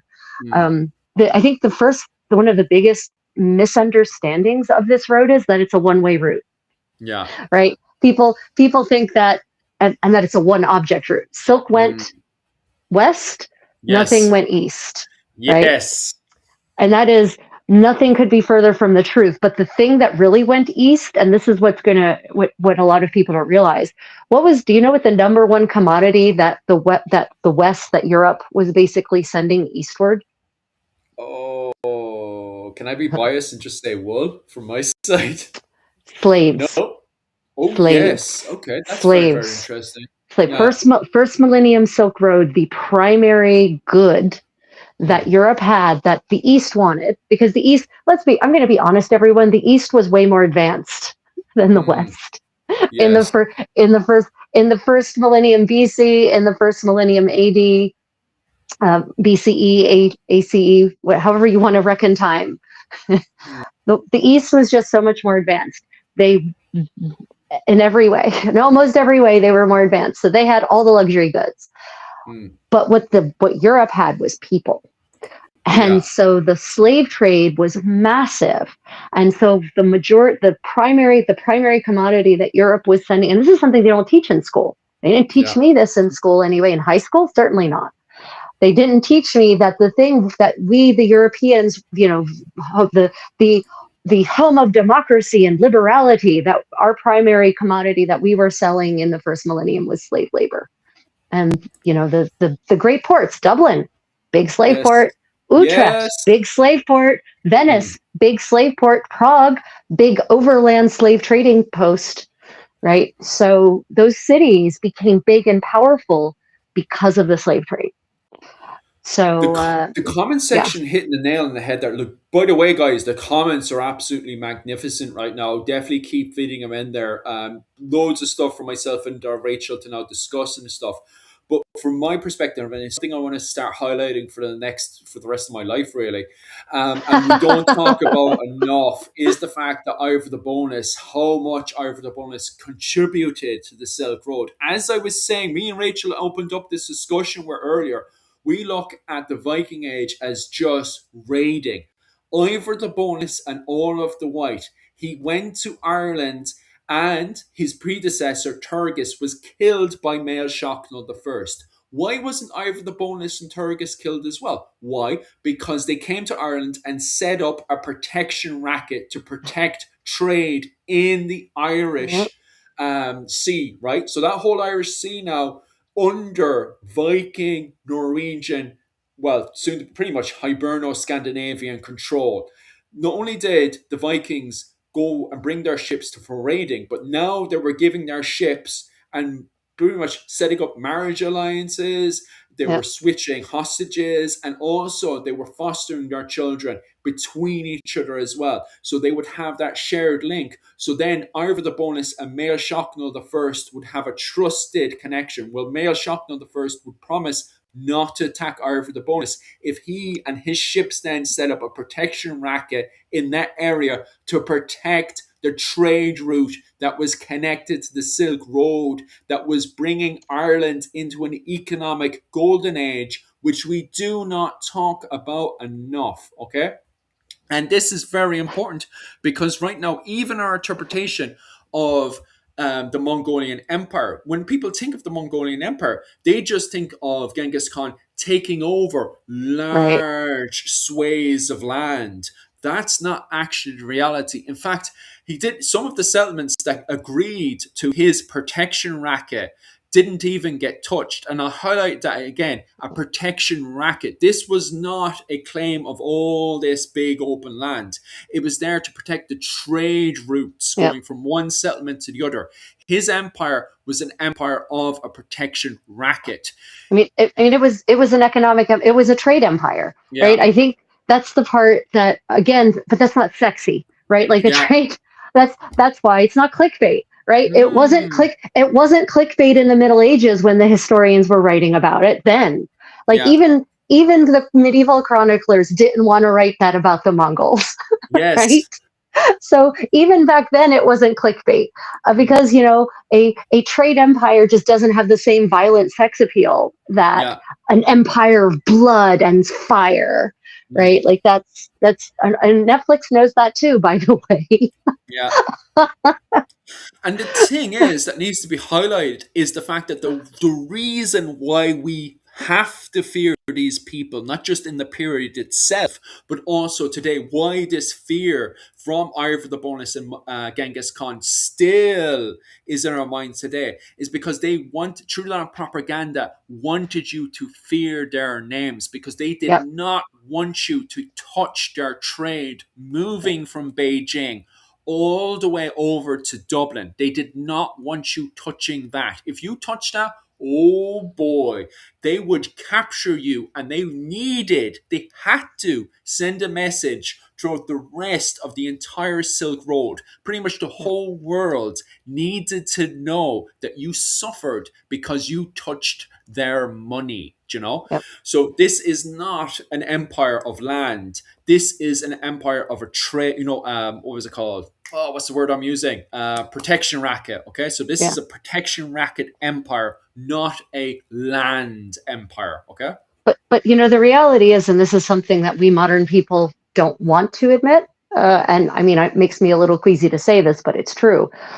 It created peace for everyone, right? Yes. It created it created a situation in which malfeasors, people, bad actors were punished, and Mm, therefore people generally behaved much more without than before the protection racket.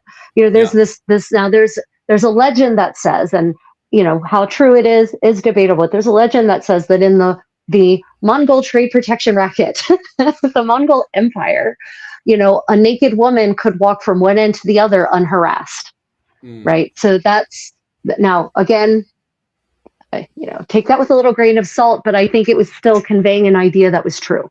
yes. So, it wasn't these trade rackets were actually the better option for everyone. It created, and that's what created that massive burst of prosperity in medieval Asia, and Mm, in what we would call late medieval Asia. They wasn't their Middle Ages; it was just an age for them, but was yes. medieval for us in the West, right? And that's what led to that prosperity that allowed all of those goods to be traded.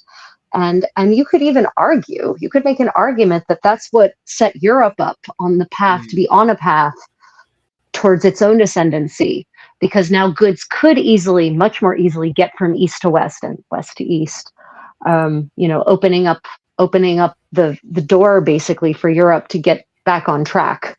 Kind of mm, gotten mm. derailed a little bit for a while.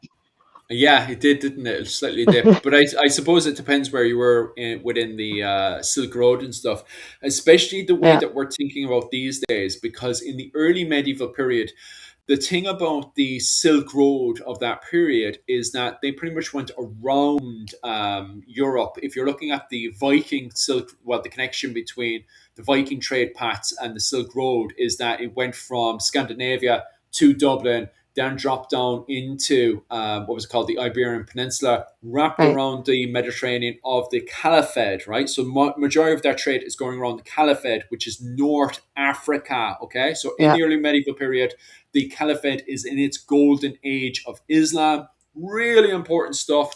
And then it makes Yeah. its way from the Caliphate into over to Baghdad, and then from Baghdad, Oh, then with Baghdad. the protection rackets that was the Seljuk Turks were setting up around that whole area as well, Yep. protecting the goods going from Jerusalem over to Baghdad, and then from Baghdad over to India. And then this goes back into someone's earlier comment. Someone was asking us then the connections then that contributed to the Akbar, which is the I apologize for butchering that, by the way. The oh my god, oh, our favorite city, the Ultra City.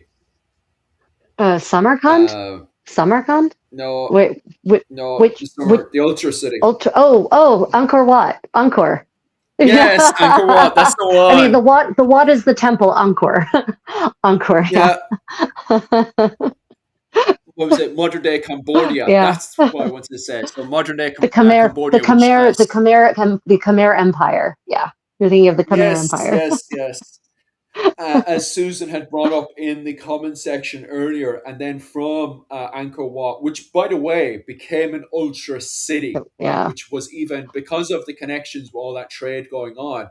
Not only do we have this really prosperous, great empire that was kicking off with the Indonesian and Malaysians going from what was it, Madagascar, over all the way over to Papua New Guinea, Right. which was a confederation of ports, but that then brought it over to Angkor Wat, and then from there we have that trade going into China and stuff. So as you were highlighting there, Rachel, there's so many multiple paths that Yeah. start to appear as well. China, Beijing as well on the other side, very right now for their anniversary and all these big massive talks that they're having in Beijing, London. China really put their foot down, and they wanted the statue. Sorry, they have a statue from the early medieval period, and it's a horse trampling on a nomad. And it's meant to symbolize the fact that they dominated and took over the steppes. China did control that with their own protection racket. So they have a symbol of them dominating the Silk Road with a Chinese man on a horse trampling I a mean, nomad.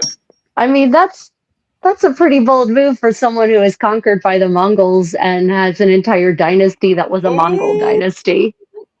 That's a that's that's a ballsy move, China. oh talk about my. talk about rewriting your own damned history, man.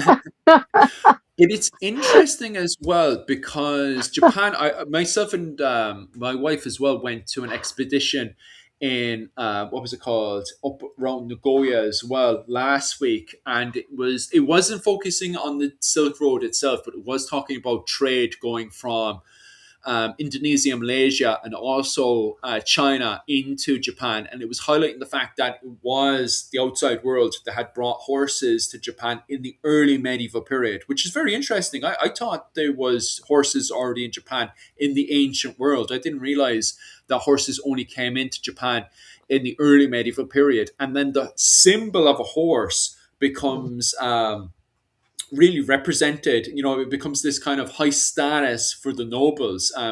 If anybody has studied Japanese history, they would know that the samurai doesn't start off as a kind of infantry on the ground with his spear and his samurai sword, that originally he was actually cavalry with his bow.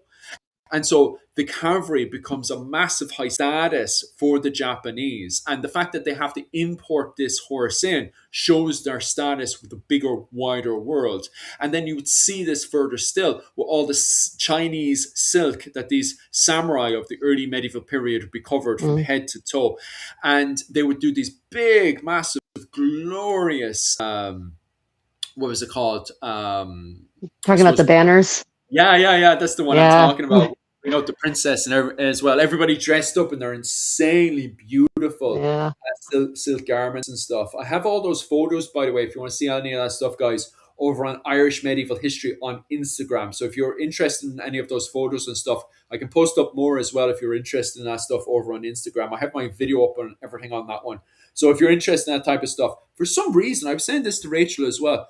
I did up the video of that, talking about that. Yeah. I don't know if you've seen the video yet, Rachel, of that. I have. Yeah, it's great. I thought it was great. But, as you said, the algorithm punished you because it's not Yeah, Irish medieval history. yeah. What the Yeah. hell? But And to that rude miscreant who called me dim earlier, I understand the difference, and Philip understands the difference between the algorithm and people. Yes, the algorithm should be informed by people, yeah, but it is not always informed correctly, actually, which is why the algorithm ends up showing me crap I have no interest in seeing because it's uh, not right. Because just because it picks up what people are watching on doesn't mean it is actually what people want to watch, mm, believe it or not. Yeah, no, the algorithm, anytime I've tried to do anything, like if I tried to do just modern cooking yeah, on my Creative Contessa channel, it would shut me down. yeah. Um, yeah, I'm And trying to do cooking on my travel channel, and which is travel cooking. Like cooking food is a big part of travel, right? So mm, demonstrating recipes from across the world should be travel relevant, but it's not. So I get shut down hard. Yeah, okay, I thought guys, the video. I yeah, thought the go on. video was great. I think it was quite nice as well, but Yeah. straight away from the get go, it was shut down. Right, guys, if you're going to be abusive in the comment section, I'm going to quickly block you out of it. I don't understand why you need to. Like, did your mother not hug you this morning or what? What's the crack like? Also, on top of that, as well, guys, what was it called? Just for anybody who didn't see that, people in the comment section are just sending abusive comments for absolutely no reason, to be honest with you. So I'm just kicking them off. It's not even a thing of them disagreeing with what we're saying. They're just outright calling what was it, us names in the comment section. So I'm just kicking them off. And also on top of that, guys, just for my followers as well, just be careful for what you're posting up as well. Lads, what the hell? Did your mother not love Oh, you? Right, well, I'm blocking a yeah, few more. probably not. Yeah, Yeah, well, Philip, there are a lot of men out there who are threatened by women who are educated and charismatic and can speak coherently. So it's yeah, okay.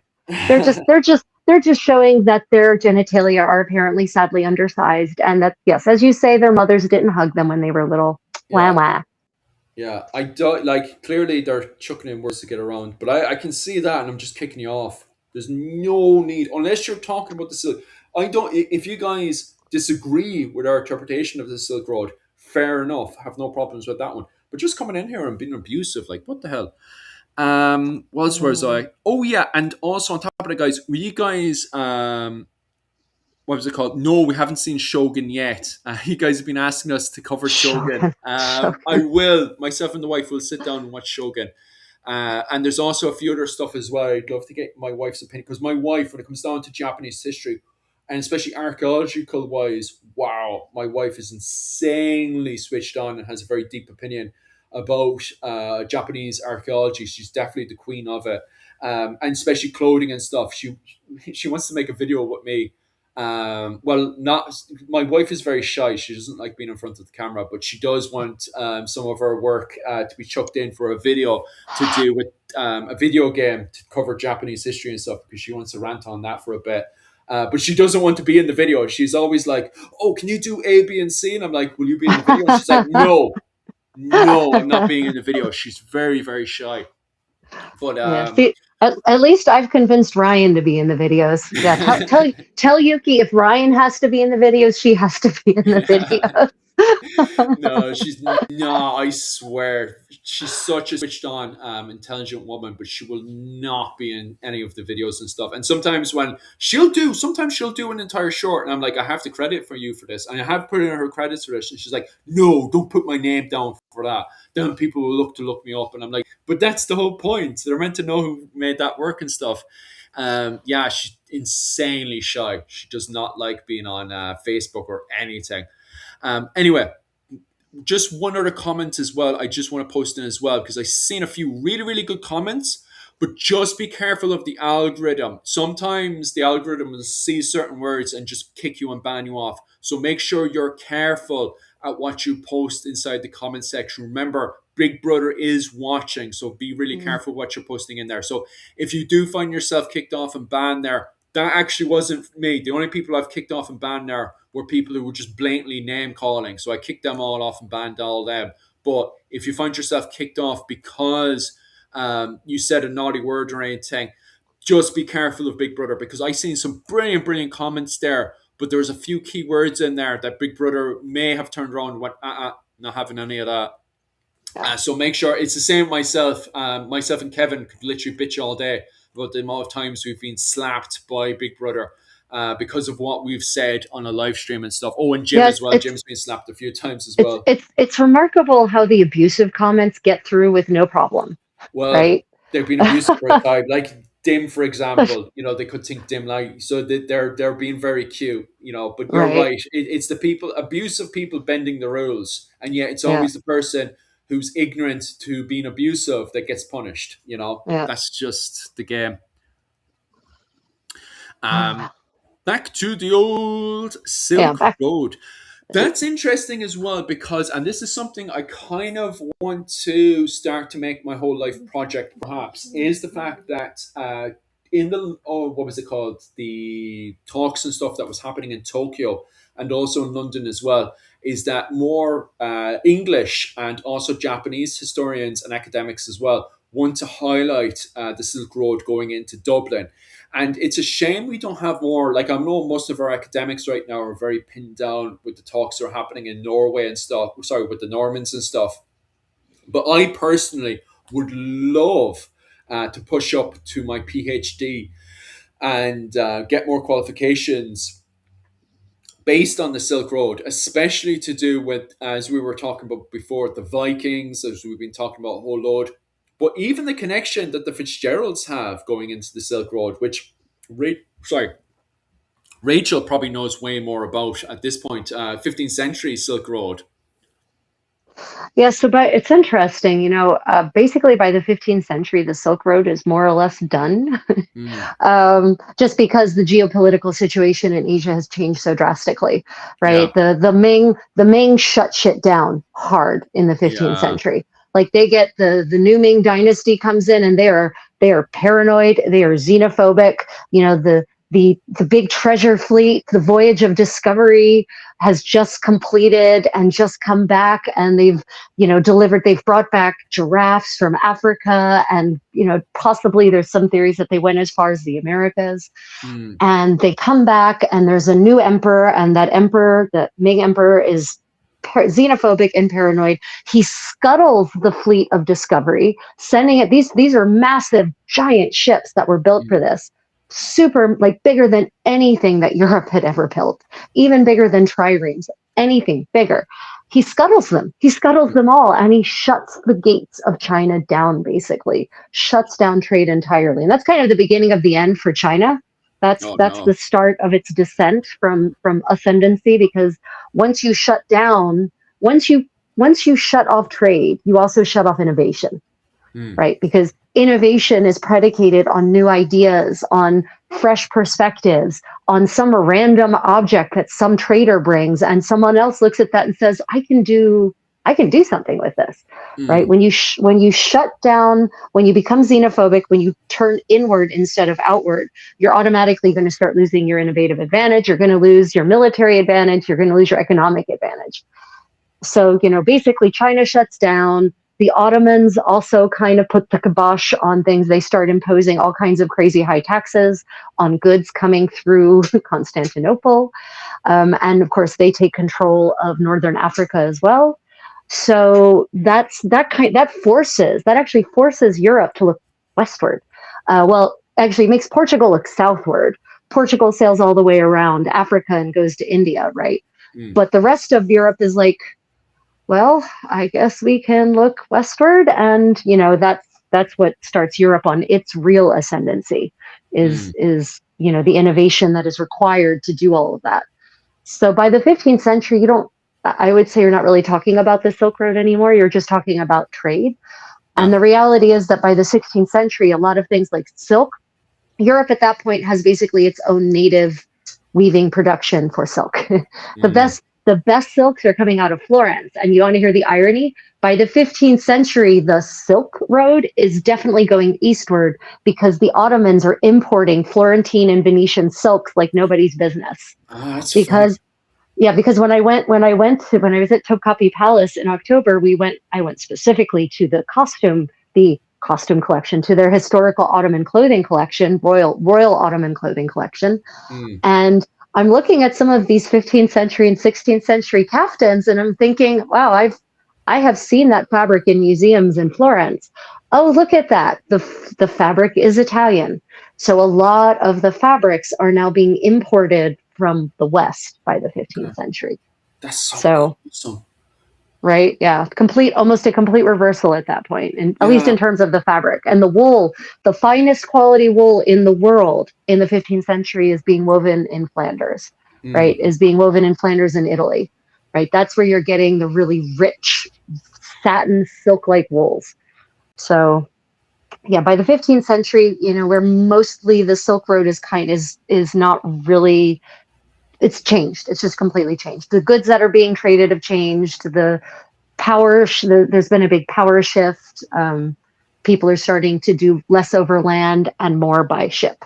Keep up with the comments, lads. Comments are absolutely magnificent right now. Just heading back up to, I was showing off a whole load of comments there. I'm just going to go back over these to answer some of these questions.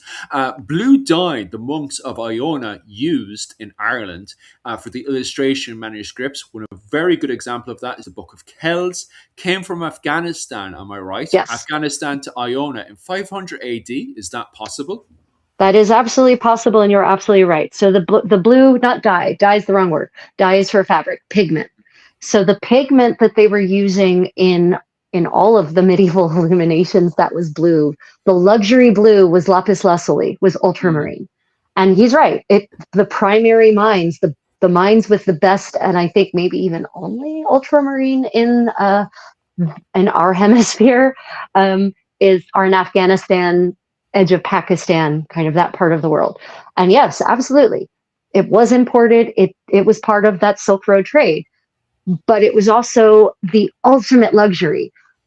Having blue pigment in your manuscripts or your paintings or your art that was ultramarine, and you can always tell the difference. Ultramarine, if you compare ultramarine to some other more native, locally available blue pigment, not even, there's no comparison. mm, Ultramarine is magically rich in saturation and the shades of blue that it can achieve. And so by putting blue in your manuscripts, it is literally like saying, look, I'm rich. I can afford to commission this amazing rich manuscript, because there were no Mercedes or Porsche in this era. So instead, kings and queens would endow these manuscripts and command that they use as much blue pigment as was possible in the respective era, which is, by the time have all of you seen, Philip, you've seen the typical depiction of the Virgin Mary, right? Like, yes. what is the color of the garment she's generally Big wearing? blue, virgin Big blue. blue. Yeah. Yes, Royal it's not blue. virgin. It's ultramarine blue, Mm, and that gets its start in about the 14th century, when the people, the rich, the wealthy, first the wealthy Italians, commissioning these works in these churches and these town halls. They say, make it blue. Put as much blue as you can. Make everything blue. And so that's where we get the Virgin Mary being codified in this blue garment. Not about the humility for which Jesus stood. No, no, no. It's about this crazy expensive pigment that is imported from Afghanistan. mm, mm, Yeah. mm. So if Please.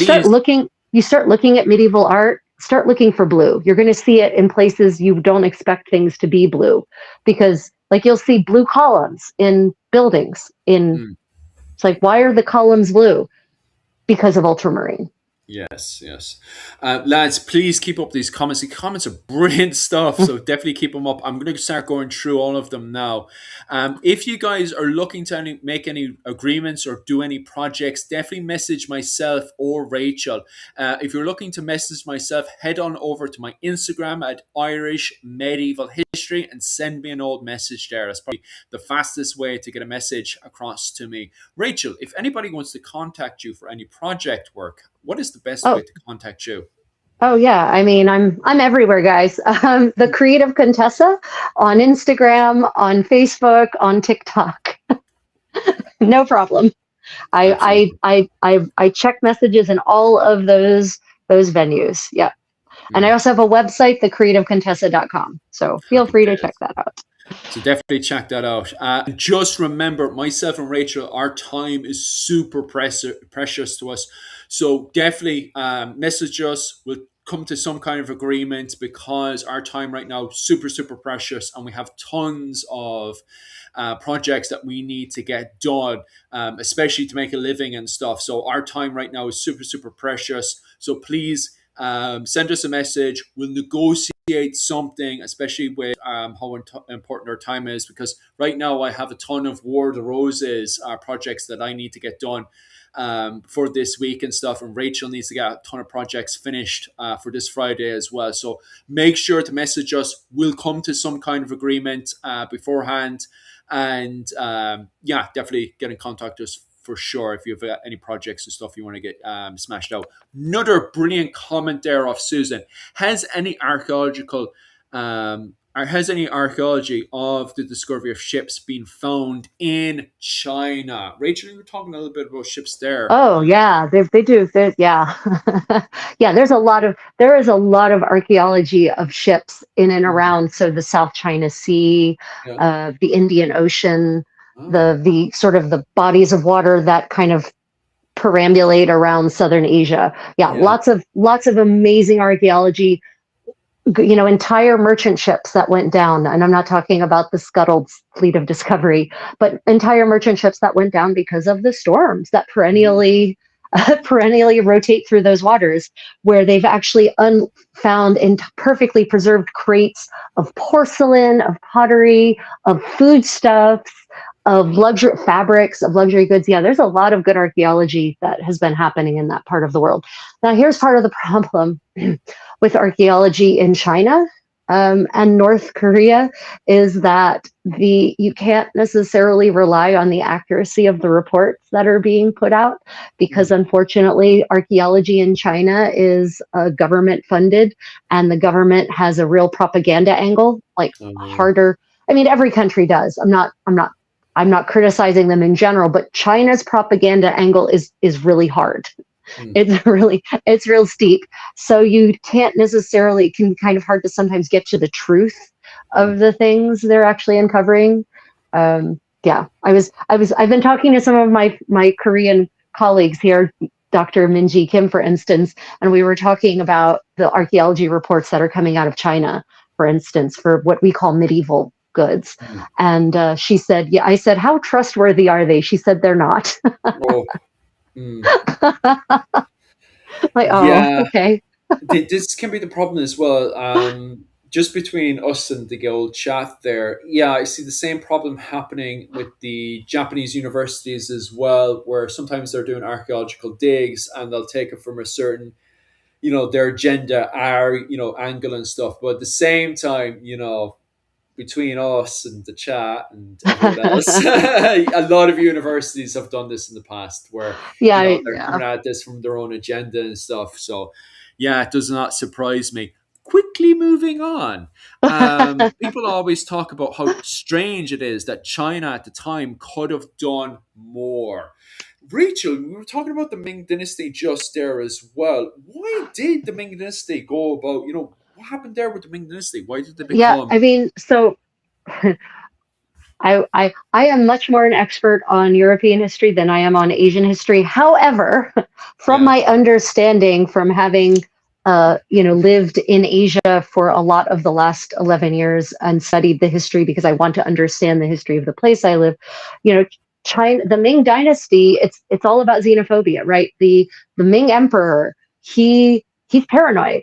Yeah. And he doesn't like the things his predecessor was doing. He fears what that could mean for his empire, the kingdom of the middle, as it's referred to in if you translate its name in Mm. every language that I know in Asia, um, and so he shuts everything down, and that's where it ends. Because if you Mm. look at like the Tang Dynasty, Yeah. and I think for people who aren't familiar with Asian history, but are familiar with European history, it would be useful as a comparison to view China as the Roman Empire of Asia. Yes. Mm. Like there's so many similarities also in terms of rise and fall and decadence, right? So China has the impact on Asia that Rome has on Europe. Yes. linguistically, culturally, law, philosophy, religion, all of it.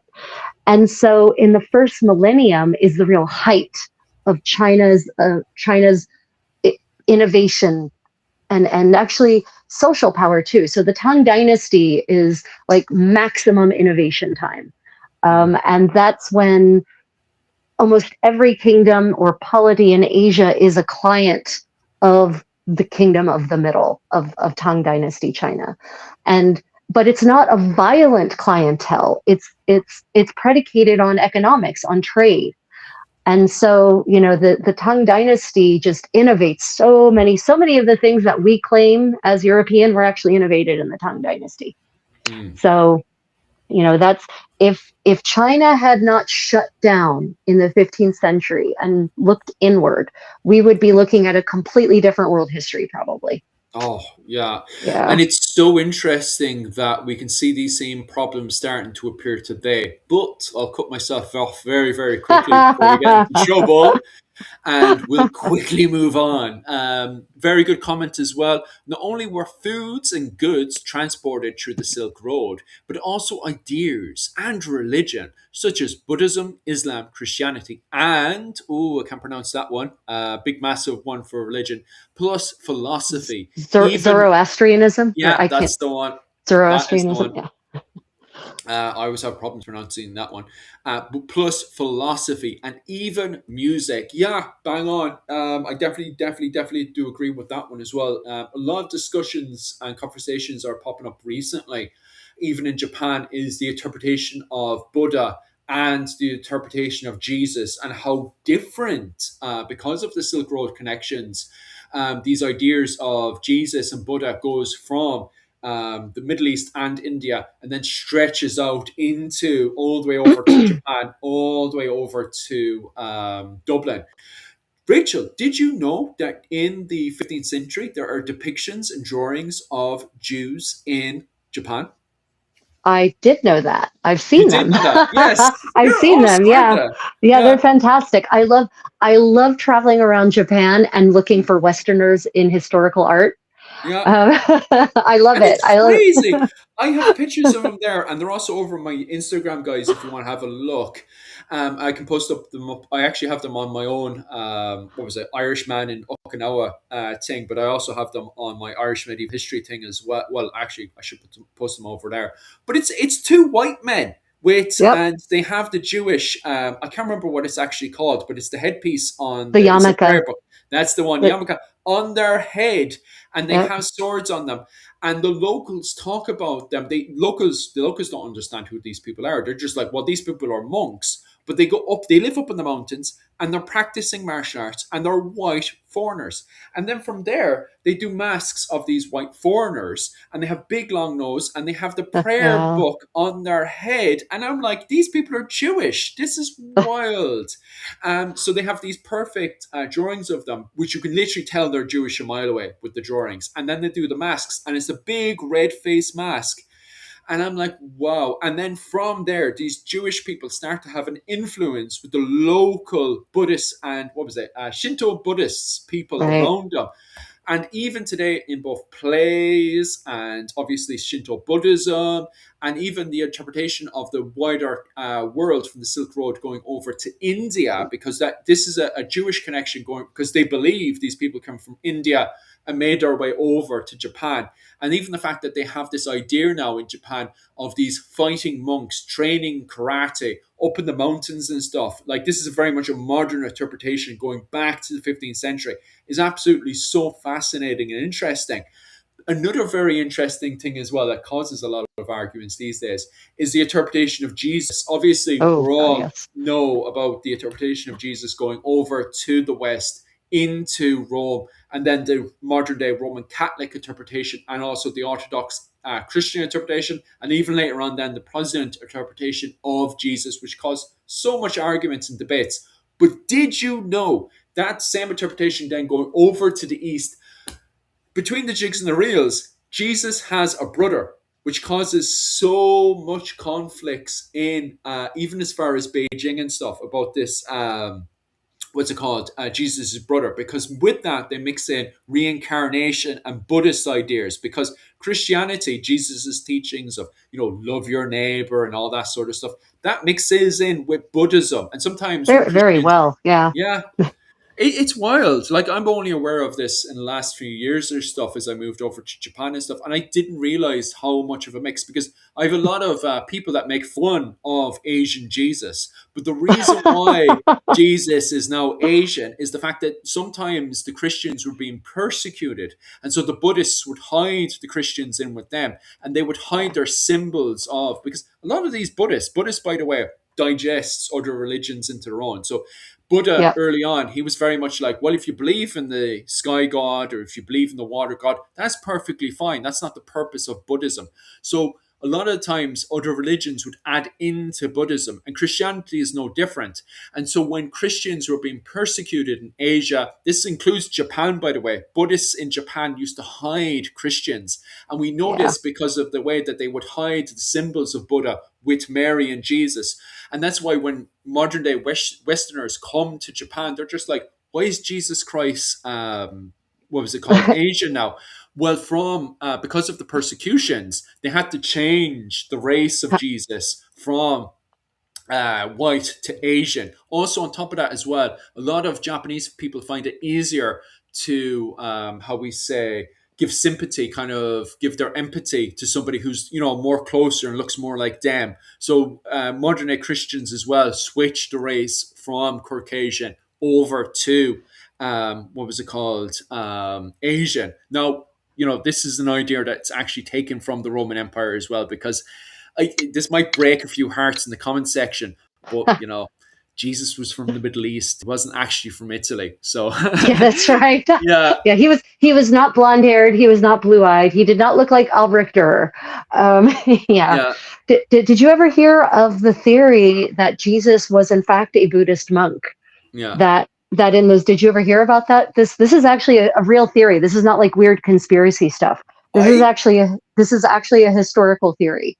I can actually jump on board slightly with that one, because I was Yeah, looking at the argument, and it's a pretty good argument to make, it especially is. early on when Jesus goes off for 30 days into the desert to meditate and prayer. It is so similar to Buddha. Buddha lived 300 years before Jesus. So the teachings of the Buddhism, was already in Jerusalem. Well, ideas of it and techniques of it were already in Jerusalem by the time Jesus Christ was in Jerusalem around 30 AD. So those ideas, well, Bethlehem, so those ideas could have easily gotten to Jesus. And then for him to go out into the desert for 30 days, it sounds exactly like what a Buddhist would do. Like, Yeah, but the theory I've read actually. So there's the missing years of Jesus. yes, That he actually went east and he mm, actually went to India, yeah, and because there's actually records in India of a man named Esau, mm, uh, and in the same exactly the right time, and that he went on this journey. He ended up becoming a Buddhist monk, and then coming back westward and bringing those dangerous ideas with him. mm, And there's actually a theory, and they believe this in India. They actually don't think he didn't die on the cross. He actually was taken down from the cross. Even if he was resurrected, he didn't ascend. He went mm, back to India and lived out the rest of his life as a Buddhist monk. And this is a tradition that has been in India for almost 2,000 years at this point. This mm, idea. So yeah, it's very interesting. It would make sense of why he starts, because his ideas were really revolutionary mm. for the place he was. So yeah, it's an interesting theory. It's one that upsets some Christians who think that Jesus's only importance is in ascending to heaven, not in the message he actually Yeah. preached. But a lot Mm. of the things he preached, you're absolutely right. Real Buddhist. Yeah, but it's crazy that the East has like almost a completely different interpretation, and that there's so much kind of lore and stories from an Eastern perspective that's missing from a Western perspective, and that we think we know the full story of Jesus when in fact Jesus seems to start, and it's the same thing with Buddha as well, that it's not just a Western interpretation, that we're missing a large chunk of an Eastern interpretation as well. And that the Right. development of the churches, it's really only starting, and it's only really starting to build up as well. That our interpretation of Christianity is really continuing to evolve, especially now that we see Christianity really starting to boom in China, Japan, and though with that, all that, even the idea of Jesus having a brother. I can't remember. Can you remember the name of Jesus's brother? Because Jim Ah, is asking, is the name yes. James? There's yes, yeah, James the brother of Jesus. So Ah, there's a tomb in Israel that they found that mm, actually is inscribed in it is James the brother of Jesus. I think that's the ah, one. I think that is that is what Jim is referencing there. Yeah, yeah. there's a good document, a BBC documentary, I think, about it. It's Mm. actually very interesting.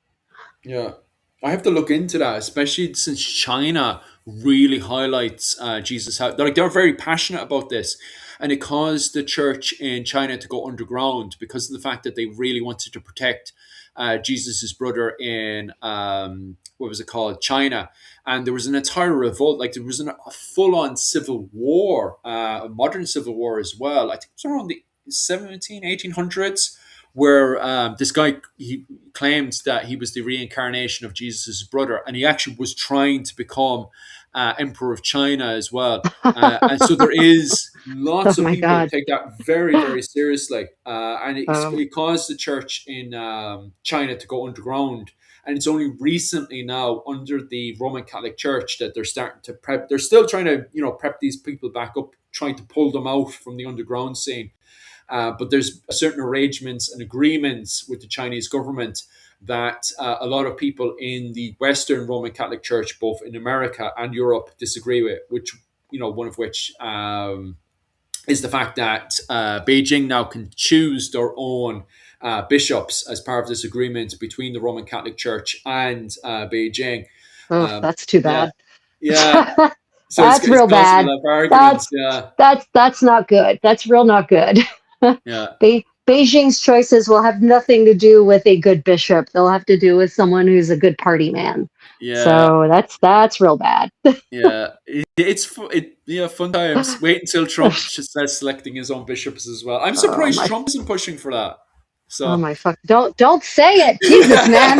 What is wrong with you? can I select my own bishops? What was Oh it my called? God. The Holy Roman The Empire. Church of Trump. Isn't that what caused the argument between the Holy Roman Empire and Rome at one stage as well? Is the Holy Roman Empire choosing its own bishops as well, or is that a different thing? Oh no, no. The argument there was who got to crown the emperor, right? Oh yeah, yeah, yeah. I That was it. mean, among other things, but it wasn't about bishops so much. It was Mm. about, yeah. Oh my gosh, yeah. So, and what other? See, I can't see the chat, so maybe that's a good thing. Any other good questions that we need to address before we move on? Just a lot of people expanding on Jesus having a brother, and also the similarities between Jesus and Buddha. A lot of people highlighting that as well, especially the Yeah, treatment towards women. I haven't come yeah. across anything about Buddha or Jesus ever being abusive to women. Not, I no. know, yeah. They So were that's both very true as they, well. they were both known to be very not only equitable to actively include women in their ministry. Mm, So yeah, both of them. Yeah, Buddhism and early Christianity were extremely equal. yeah. It's only later interpretations that have ruined things. So Mm. People just asking about our qualifications. I'm qualified in University College of Cork in Ireland, and I also went off and did, because my ultimate goal at the start was actually to become a historical tour guide. So I went off and then did a further course under one of the most famous tour guides, Robert, over in Cork as well. So I was trained under him for about a year, until, because his when he's was doing his training and stuff, he was very much pretty much hands on, trying to get us off doing as much tours as possible. So I kind of blurred into doing tourism and stuff over in Ireland. Rachel, where did you do your education? Oh, let's see. Well, I ultimately graduated from the University of Delaware, but I studied at the University of Heidelberg. I studied at the University of Granada, and I also studied at the University of Paris while doing my studies. Because as a professional linguist, Mm. foreign language major, I had to study in other languages and other places. So, but I'm about to start my PhD work in fashion history. So, yeah, that's exciting. Yeah, Philip is talking about getting his PhD, and I'm talking about getting my PhD. And God, isn't that what exciting times we should definitely vlog our PhD experiences together. We'll have a once a week bitch Oh, about we PhD studies. that pushes me on to. We also need to highlight the fact that we're also doing the project as well. Help recreate 15th century Irish ensemble. If you guys want to support that project that myself and Rachel are doing, head on over to GoFundMe and type in "help recreate a 15th century Irish ensemble." Now that you remind me of both the project work that we're commencing right now, Already doing. right Yeah. now doing quite well actually. So thank you for all the donations that you guys have sent to us so far. Yeah, um, so for those who don't know, Philip and I are going to be working together to make him a 15th century Irish nobleman's ensemble, fashionable, of course, and it's going to be based on all of the primary source information I've gotten my hands on and can continue to get my hands on. So we're going to do this as accurately as possible, given the relative dearth of information that there is. And we're going to start from the skin out. So the first part, and we're probably going to get started on this soon because I think we've hit the first goalpost to be able to do that. We're going to start with the shirt, the lena, as it would be called in Irish, right? So the linen layer that will be against Philip's skin to protect his beautiful clothes from his not beautiful skin, or from the evils of human skin, right? So yeah, I think we'll be able to actually get started on that soon. Yeah, happy days. Thank you so much for everybody that has supported that so far. It means so much to myself and Rachel. I'm really looking forward to doing that project because that is a 15th century Irish clothing project. It is a huge deal to myself because nobody really ever covers 15th century clothing.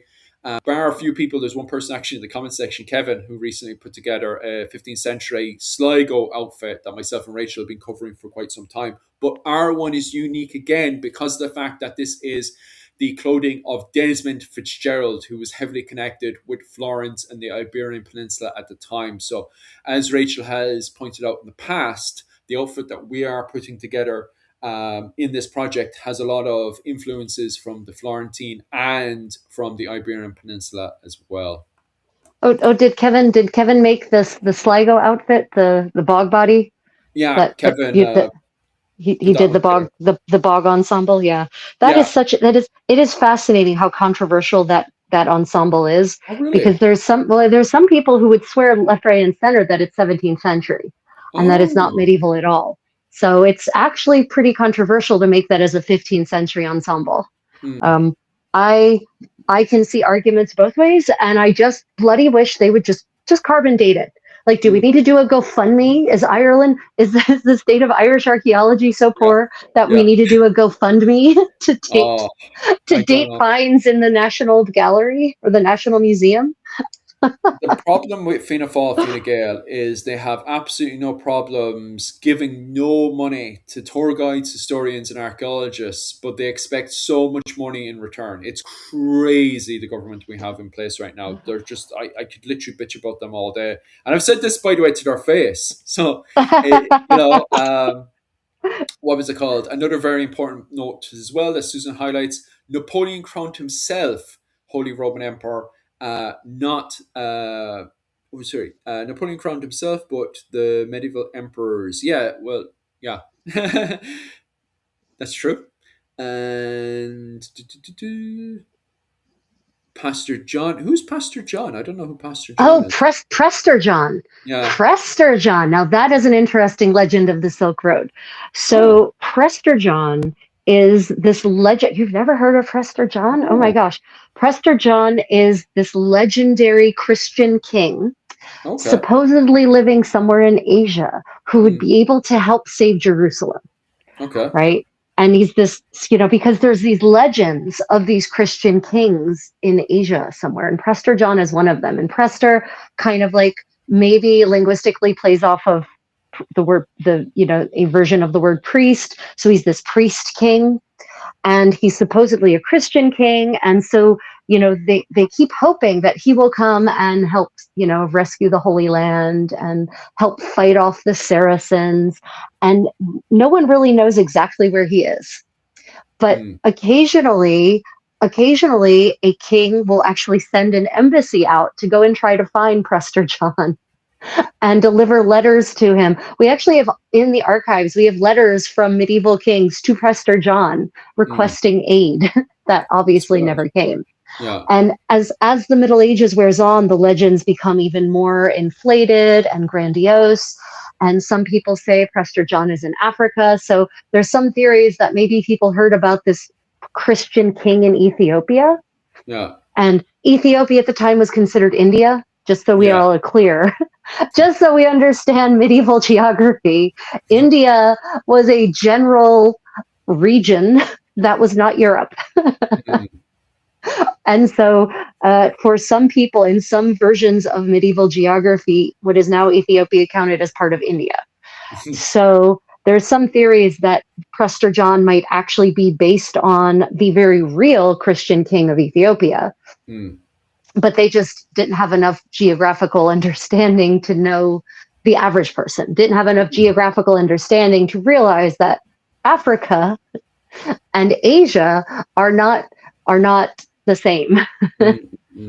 So that's Prester John. What was the question about Prester Because John? Ethiopia was very, very powerful at the time. Very powerful. Yep. Yeah, the trade route going from Europe the Mediterranean Sea going to India, as you point out there, was seen as part of the Indian realm, which doesn't really surprise me because of the fact of the amount, and as we're like the main purpose of what we've been talking about today, the fact that Ethiopia was seen as part of the Silk Road, which we seem to Right. very much ignore. We seem to take this idea of it going over to Baghdad or even going up around Kiev and then over to Moscow and taking that kind of route over to Yeah.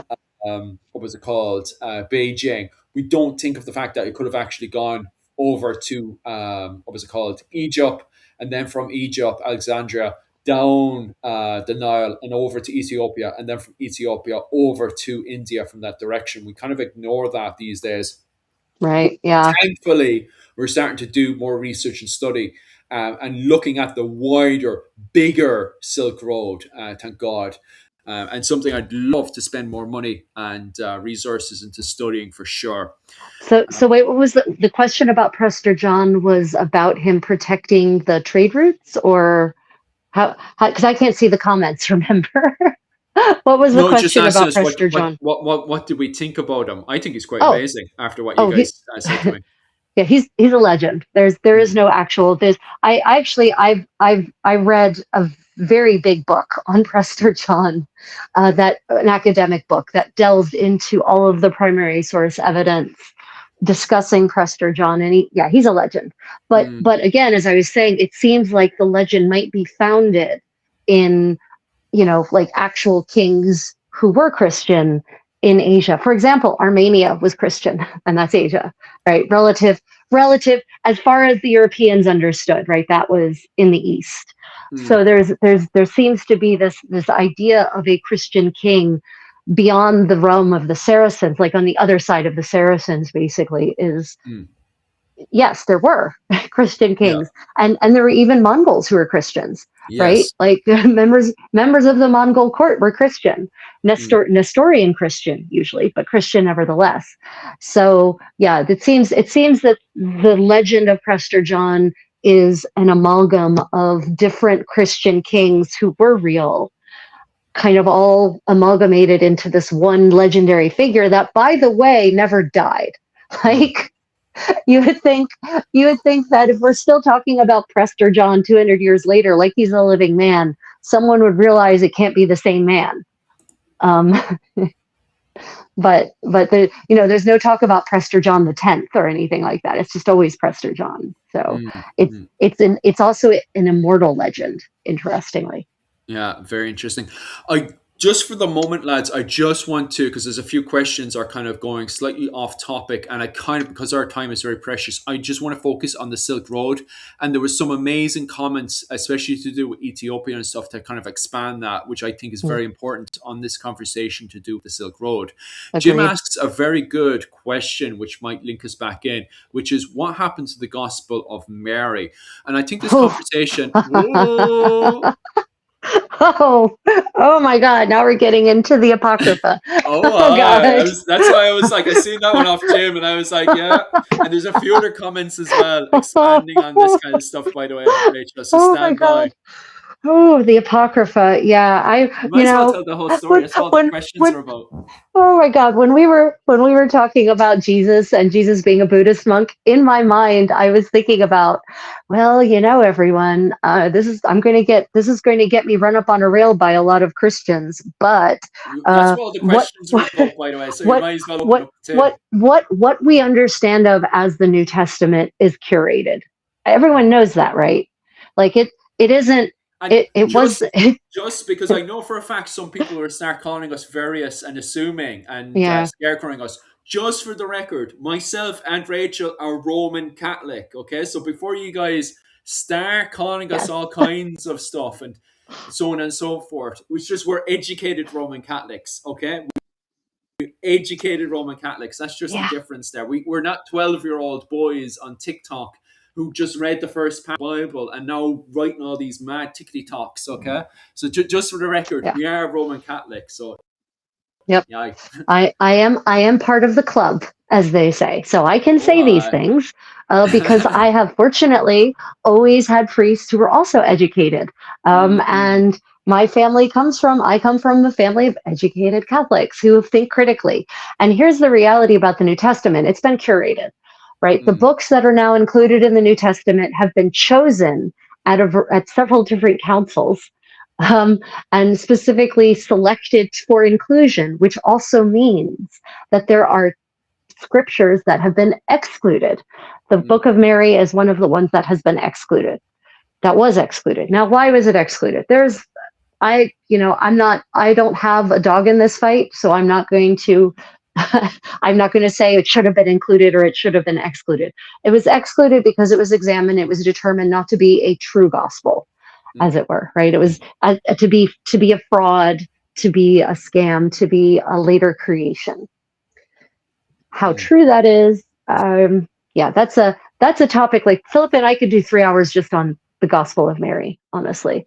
But mm, there's the Gospel of Jesus. There's the Gospel of Thomas. There's all kinds of Gospels that did not get included, and we actually have some of those Dead Sea Scrolls. Philip, you've heard of the Dead Sea Scrolls, right? Yeah. yes, I have. Yeah, Yeah.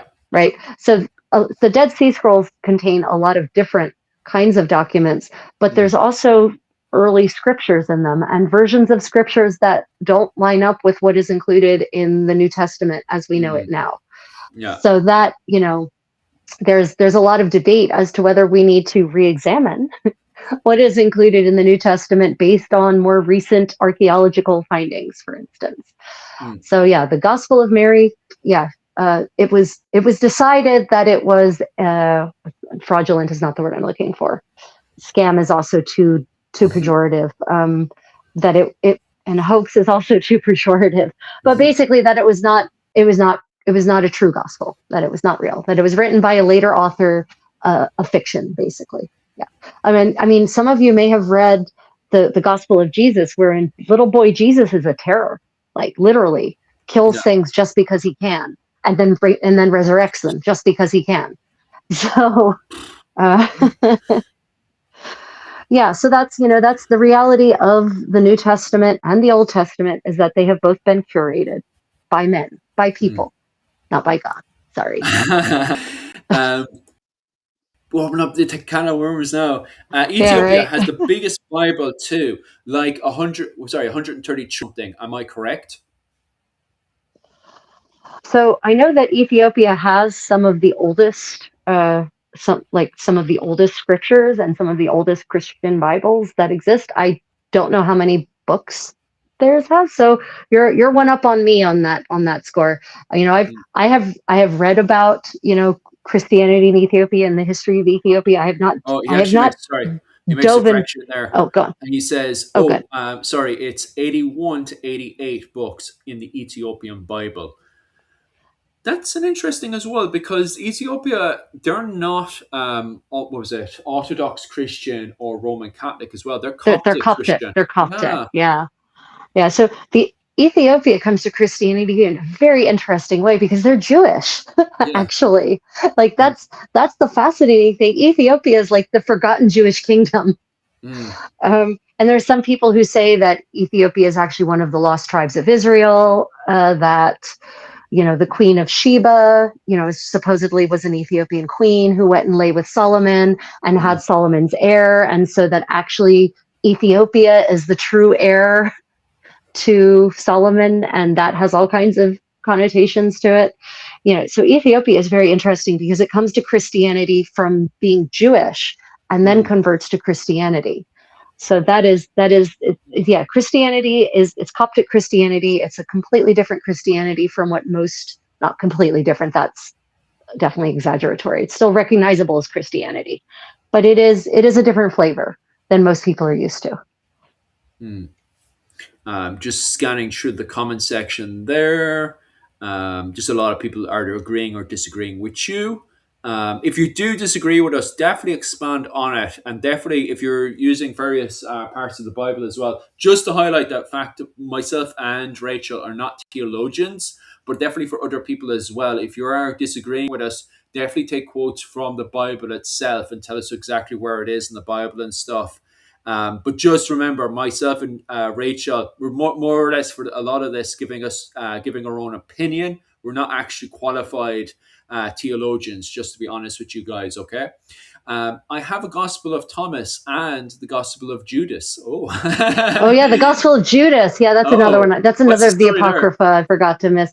I mean, it's another of the Apocrypha, right? Mm, And it was decided that they were not true, that they were not veracious, mm, that there is no veracity to them, right? mm. So, and again, I love to hear actual experts debate that.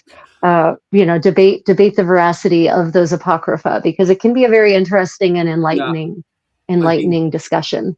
dying for ages. I've got a few more guests I've been trying to invite on as well, but I'm dying to get a hold of. I probably will write a letter over, well, an email over to the church over in Ireland and stuff, because as you said, there, a lot of the clergy we deal with within the Roman Catholic Church, and I'm not saying everybody is very Yeah, educated no, in the Roman Catholic no, Church, no, but no, the no, people, no, not yeah, everyone. yeah.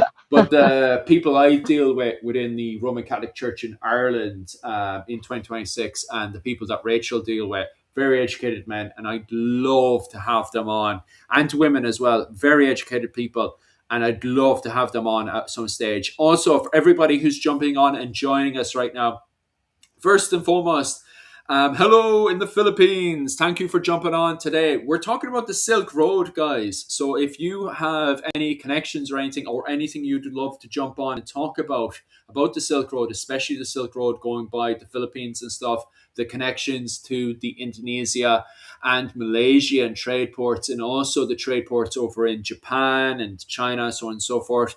Any information you guys want to add on, you're more than welcome to jump on. We're Yeah, not just talking about medieval yeah, Europe. We're yeah, talking about the and we and wider we've world. and we've somehow wandered into into the New Testament, and Oh, I don't any I don't influences even there? we oh Prester John. It was Prester Yes. John that got us here, right? Oh, and the Yeah. talk about Jesus being a Buddhist monk. Yeah. Oh, aye. Because I mean, I even think I think I think in the case of some of the apocrypha, it was mm, like the question of the dating of the actual document. Like the yeah, actual document itself was not old enough, mm, and so it was a question of, well, is this a copy of an older document, mm, right, or is this just a document that was made up on in the second or third century? Right? yeah. Because it's interesting, all right, because a lot of this wild stuff seems to appear going from Baghdad over to India, and then from that trade route up into Beijing and stuff. It's funny how we don't see the same kind of different interpretations going from around, the Portuguese Spanish route up around into India, and then from India over to Indonesia, Malaysia, and the Philippines. We don't see that kind of same kind of understand, Right. interpretation. Like, Well, I think it's because of difference in what kind of missionaries brought the yeah, idea, right? I mm, mean, by the time you've got the Portuguese, the Catholic, what was by then the Catholic Church, thank you Reformation, um, basically it's decided what it is, right? mm, It's the identity is there. It's decided what it is, at least for that era, and so there's a very standardized rubric, mm, so to say, to be spread, and the people spreading it are European, yeah, versus the Christianity that makes it into Asia early on is not brought by Europeans. It's mm, brought by Middle Eastern people at first, and then it's spread from there by Asians. So it's going to have a completely different feel than Christianity that's being brought by the Europeans. yeah. Yeah, you guys, anybody can comment there and give their own interpretation and stuff, of course. And if you disagree with someone else in the comment section or myself and Rachel about various gospels or in the Bible, just make sure you give us the source there to better educate us for sure. Like, but yeah, definitely keep up the comment section. And if you feel you can't comment because you feel this is outside your scope and stuff, no, you're grand. You're grand to give your own interpretation of what we're saying. But if you are actually supporting any facts or stuff, make sure you put in the sources and stuff so we can leave this conversation much more enlightened and Mm. educated for sure.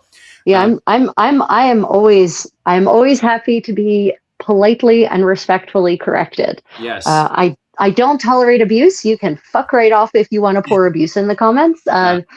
But I'm always happy for well-intentioned corrections. Because we did like the comment 100%. section right now, brilliant comment section. Even people who are disagreeing with what we're saying right now, straight away with the sources. I really, really appreciate that, guys. It means so much to myself and Rachel.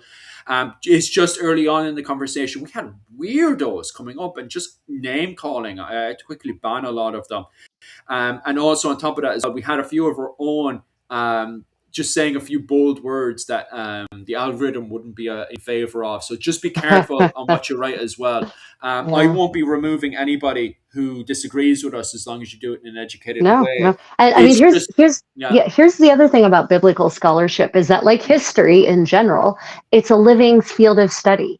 And yes. so there's always new information coming out. There's always potential for different perspectives. And that's why I will often say I can see the argument from both sides. Mm, And the problem is that people want a black and white answer, right? They want it yeah, to be clear cut, clear cut. yes. Mm, But the reality is that most of human existence is in the gray spaces between. mm.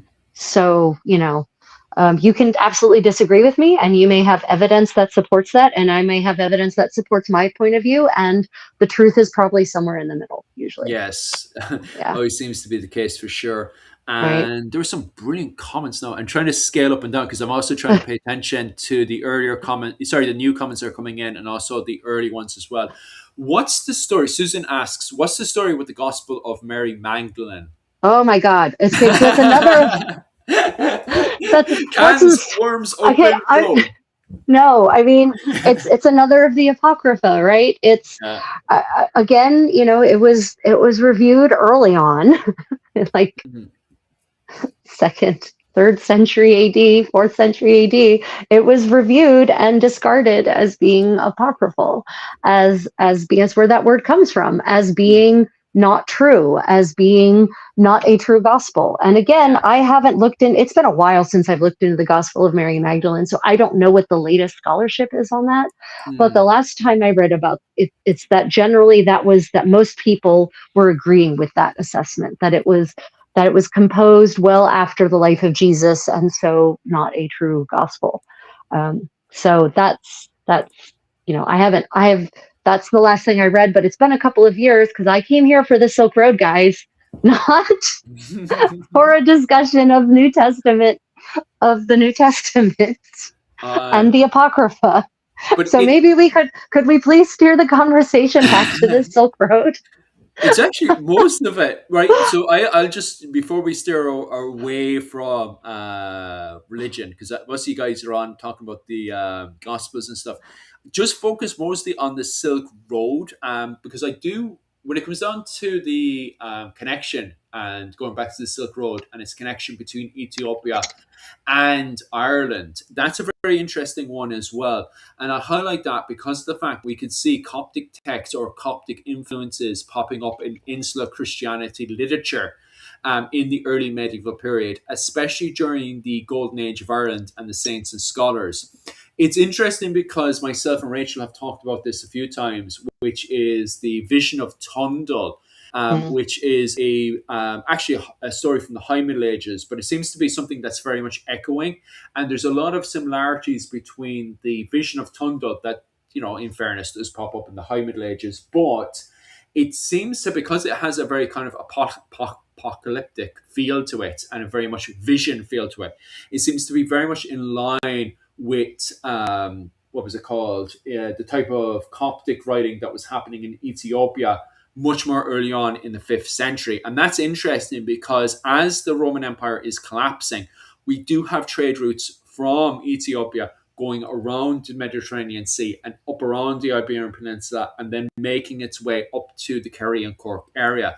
That's also very fascinating as well, because in the 5th and the 6th century, we can see all these effigy crosses start to appear all over Ireland, dated to the Right. 5th and 6th century. And that's so exciting because these are not Celtic crosses that you're assuming. These are, in fact, Byzantine, Ethiopian, Greek crosses. These are Egyptian crosses.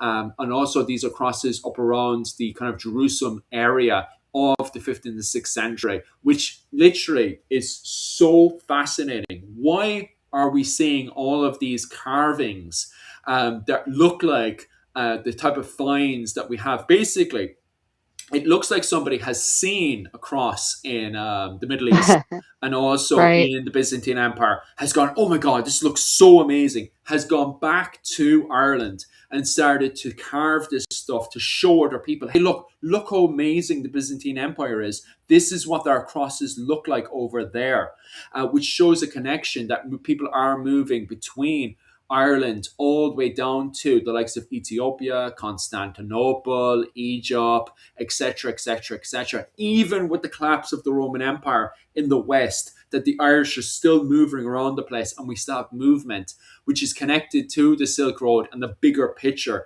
that Ireland is continuing to flourish even after the collapse, and in fact goes into then a golden age of saints and scholars, which is very exciting for this conversation for sure.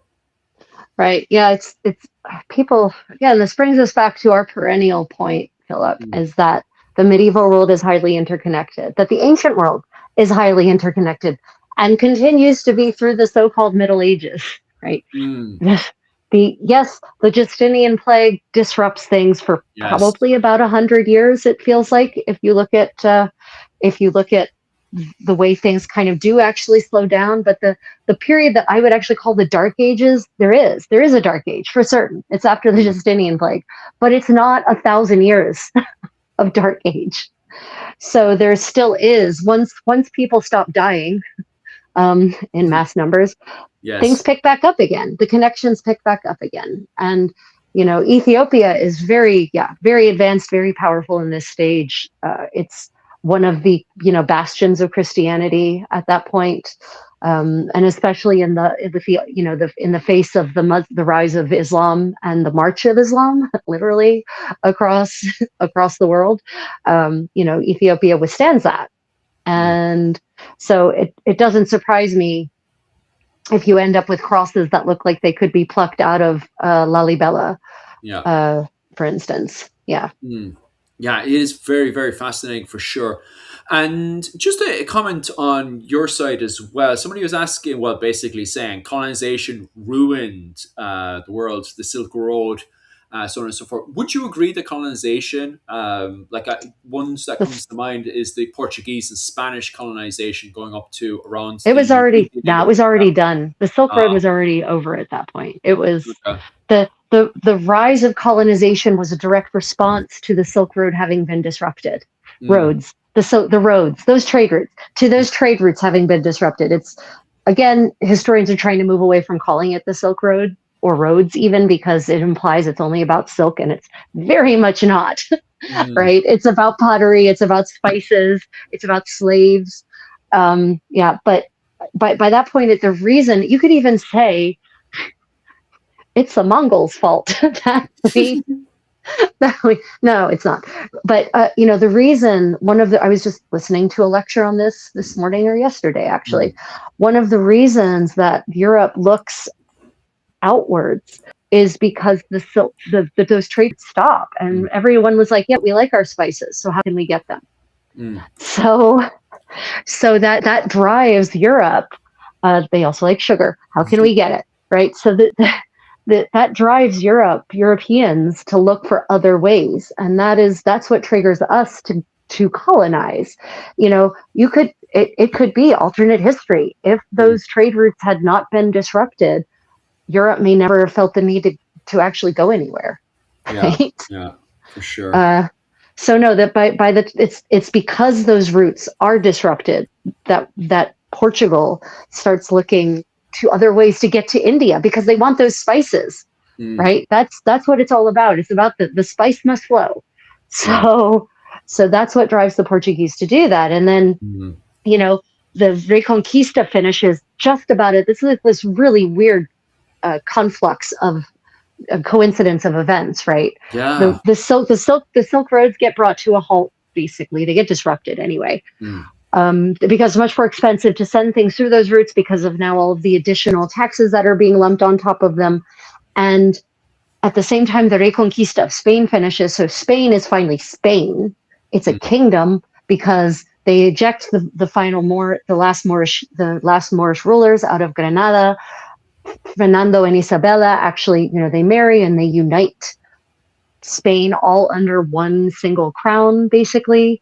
And so Portugal is, off getting its thing on. And so Spain now has more time and energy to devote to other activities, Mm. which include sending this idiot from Genoa out across the ocean to see what kind of stuff he might bring back. And that Mm. was a venture, right? And I mean that in the modern sense of venture. It was a venture investment that Fernando and Isabella didn't count on necessarily paying anything off. They did not equip him well. Mm. They did not give him lots and lots of resources. They gave him kind of the bare minimum to get him to somewhere. And if he came back, then fine. And if he didn't, then that's fine too. Like, really. Like chucking them out there. So, and that basically is what triggers everything. It's Mm. not that we didn't know that Europeans were unaware that there were lands to the west. The Mm. Norse knew that. The Greenland colony, for God's sake. Yeah. It's just, it didn't matter. It wasn't, because what they were seeing up there wasn't enough to prompt them to keep going, right? There Mm. wasn't resources that they needed there Yeah. at that time. Mm. Mm. Mm. Mm. But then, Uh, and instead of ending up in, kind of this inhospitable Newfoundland, Columbus ends up in the tropics, yeah. which automatically seems like it's got to have something going for it, right? Mm. So Because didn't he start branding the Cubans Japanese and everything? Like it turns into a complete he called, yeah, massacre. that's why he called them Indians. He's like, this is India. It Mm. must be. Yeah. There are people here with brown skin, and they don't speak Mm. my language. They're not Christian. It must be India. Yeah. Oh, it's absolutely wild because I remember I covered with Dr. Dermot Scully because he found a whole load of areas around there. And one of the spots, and it caused an argument when he returned between the Portuguese and himself, is he's describing this spot called Japan. And in his description, and the Portuguese are like, that's not Japan. We've been to Japan. That's not Japan. And he's like, Right, it's Cuba, by the way.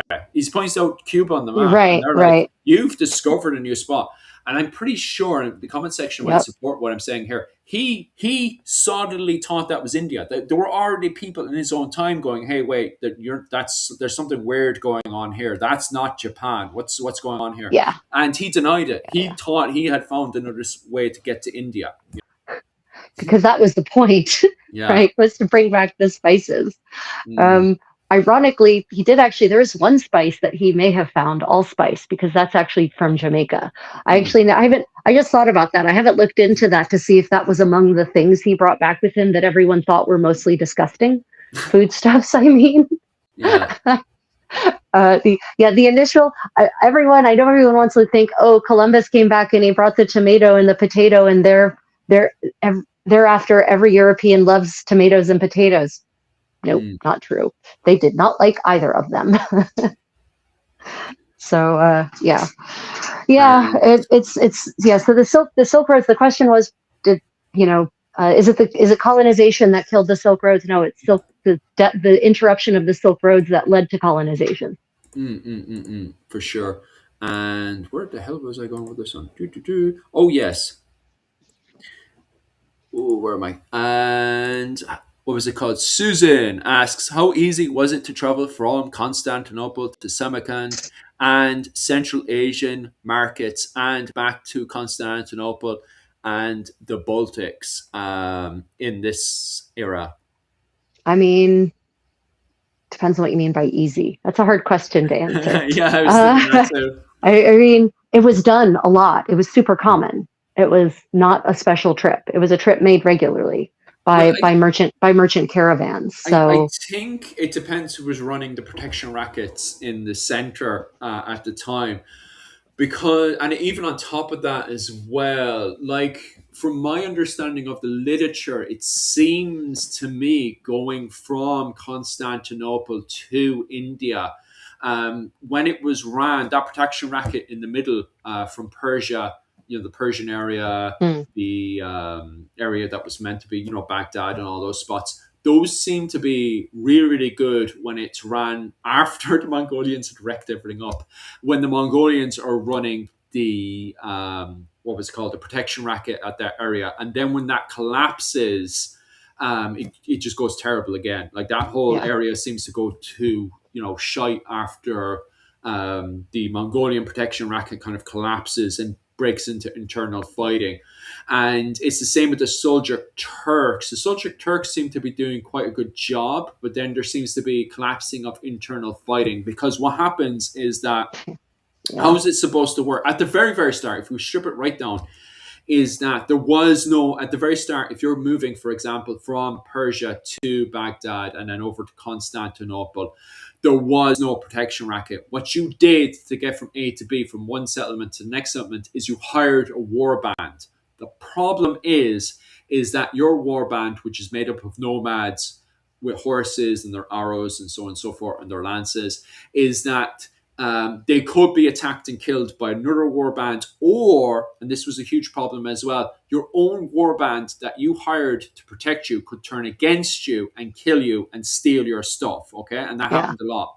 The Seljuk Turks get annoyed about this and they set up their own protection racket and start to dominate that whole region. The problem is the exact same problem that it was there in the start: internal fighting, not just who should be running this protection racket, but also people within the protection racket attacking their own caravans, giving them a bad name and stuff, which eventually brings on the Mongolians. Mongolians are all the way in Mongolia, and Genghis Khan is looking at this kind of stuff going, hey, wait, we could go in there and take over the protection racket. The only problem is the settlements with the Seljuk Turks have all become corrupted.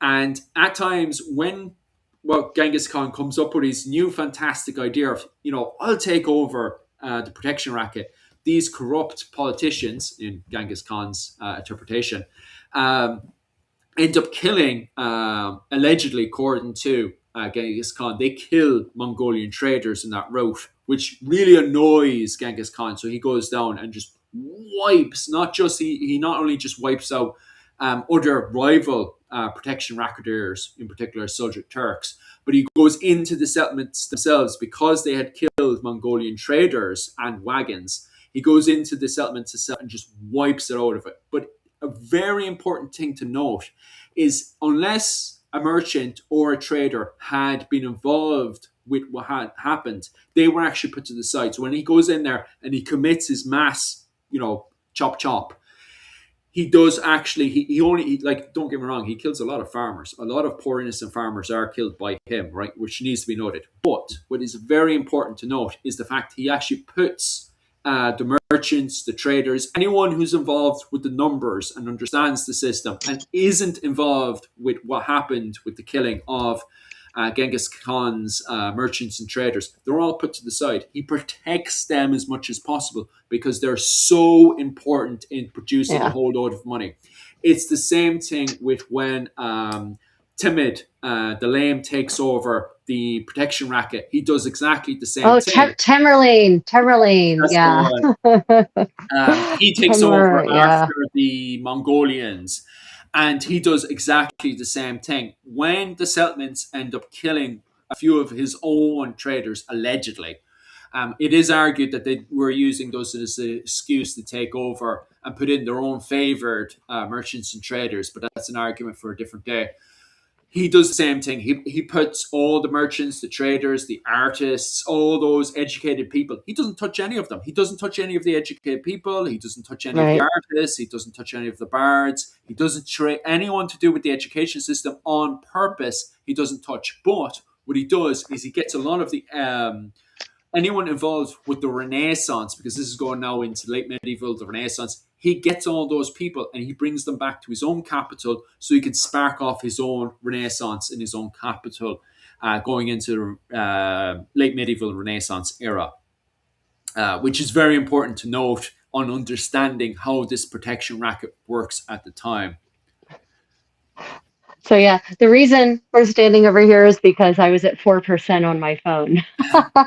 Because I just realized we've been going for 3 hours.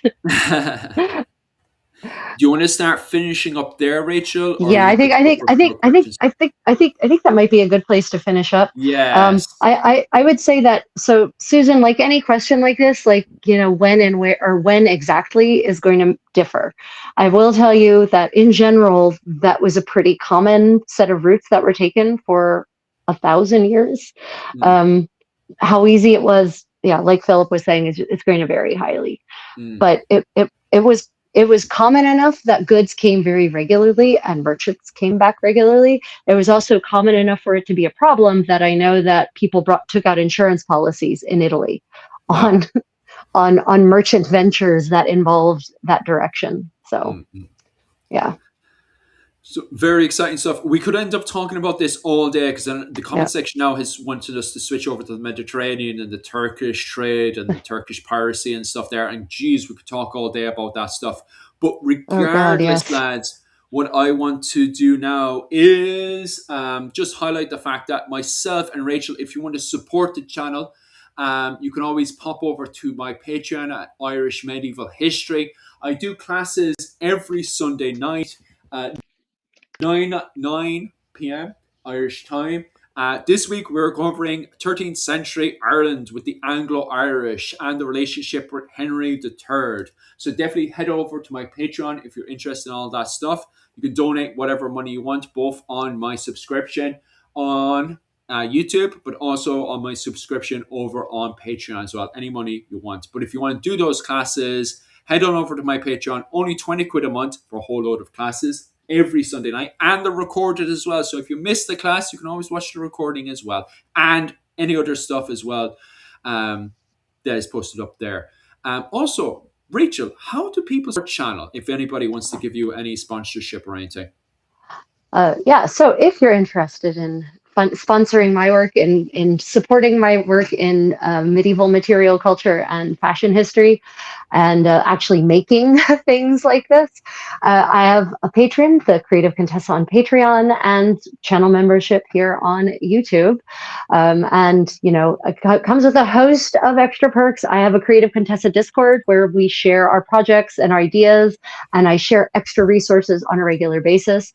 Channel members and patrons have access to full hour tutorials, to extra videos that I don't share with anyone else, to videos I actually charge people to access normally. Mm. So yeah, if you're interested in supporting my work and it comes with perks, feel free to check out Patreon, or damn you phone, why are you so hungry? Patron, or channel membership on YouTube. Happy days. And just one last thing to note as well. Myself and Rachel are doing a massive project on how to recreate a 15th century ensemble. Basically, we are putting together a outfit from the 15th century Irish clothing, anybody ever covers 15th century clothing in Ireland. It's And the true. clothing that poor Rachel here is looking to put together is an outfit on the Desmond Fitzgeralds, which are heavily influenced by the Iberian Peninsula and from Florentine fashion. So myself and Rachel want to put this ensemble together and highlight Ireland's connection with the wider world. And if you support this project that myself and Rachel are putting together, Rachel promises to put together a diary documenting how you yourself, as a reenactor, a living historian, or somebody who's just curious, full stop, Rachel will be putting together and documenting her entire what was it called, adventure, I suppose. Yeah, Of yeah, putting the together this, adventure, yeah. The yeah, entire process. The entire process. That's the word. process. Yeah, Yeah. of Yep. putting this together. So if you want to support that work, definitely head on over to GoFundMe and type in recreate. Sorry, 1 second. Help recreate 15th century Irish ensemble, and there we're looking to put together Desmond Fitzgerald's outfit. But anyway, guys, thank you so much for all the support. And as always, thanks very much and slán go bhfuil. Bye. Stay stay creative, guys. Bye everyone.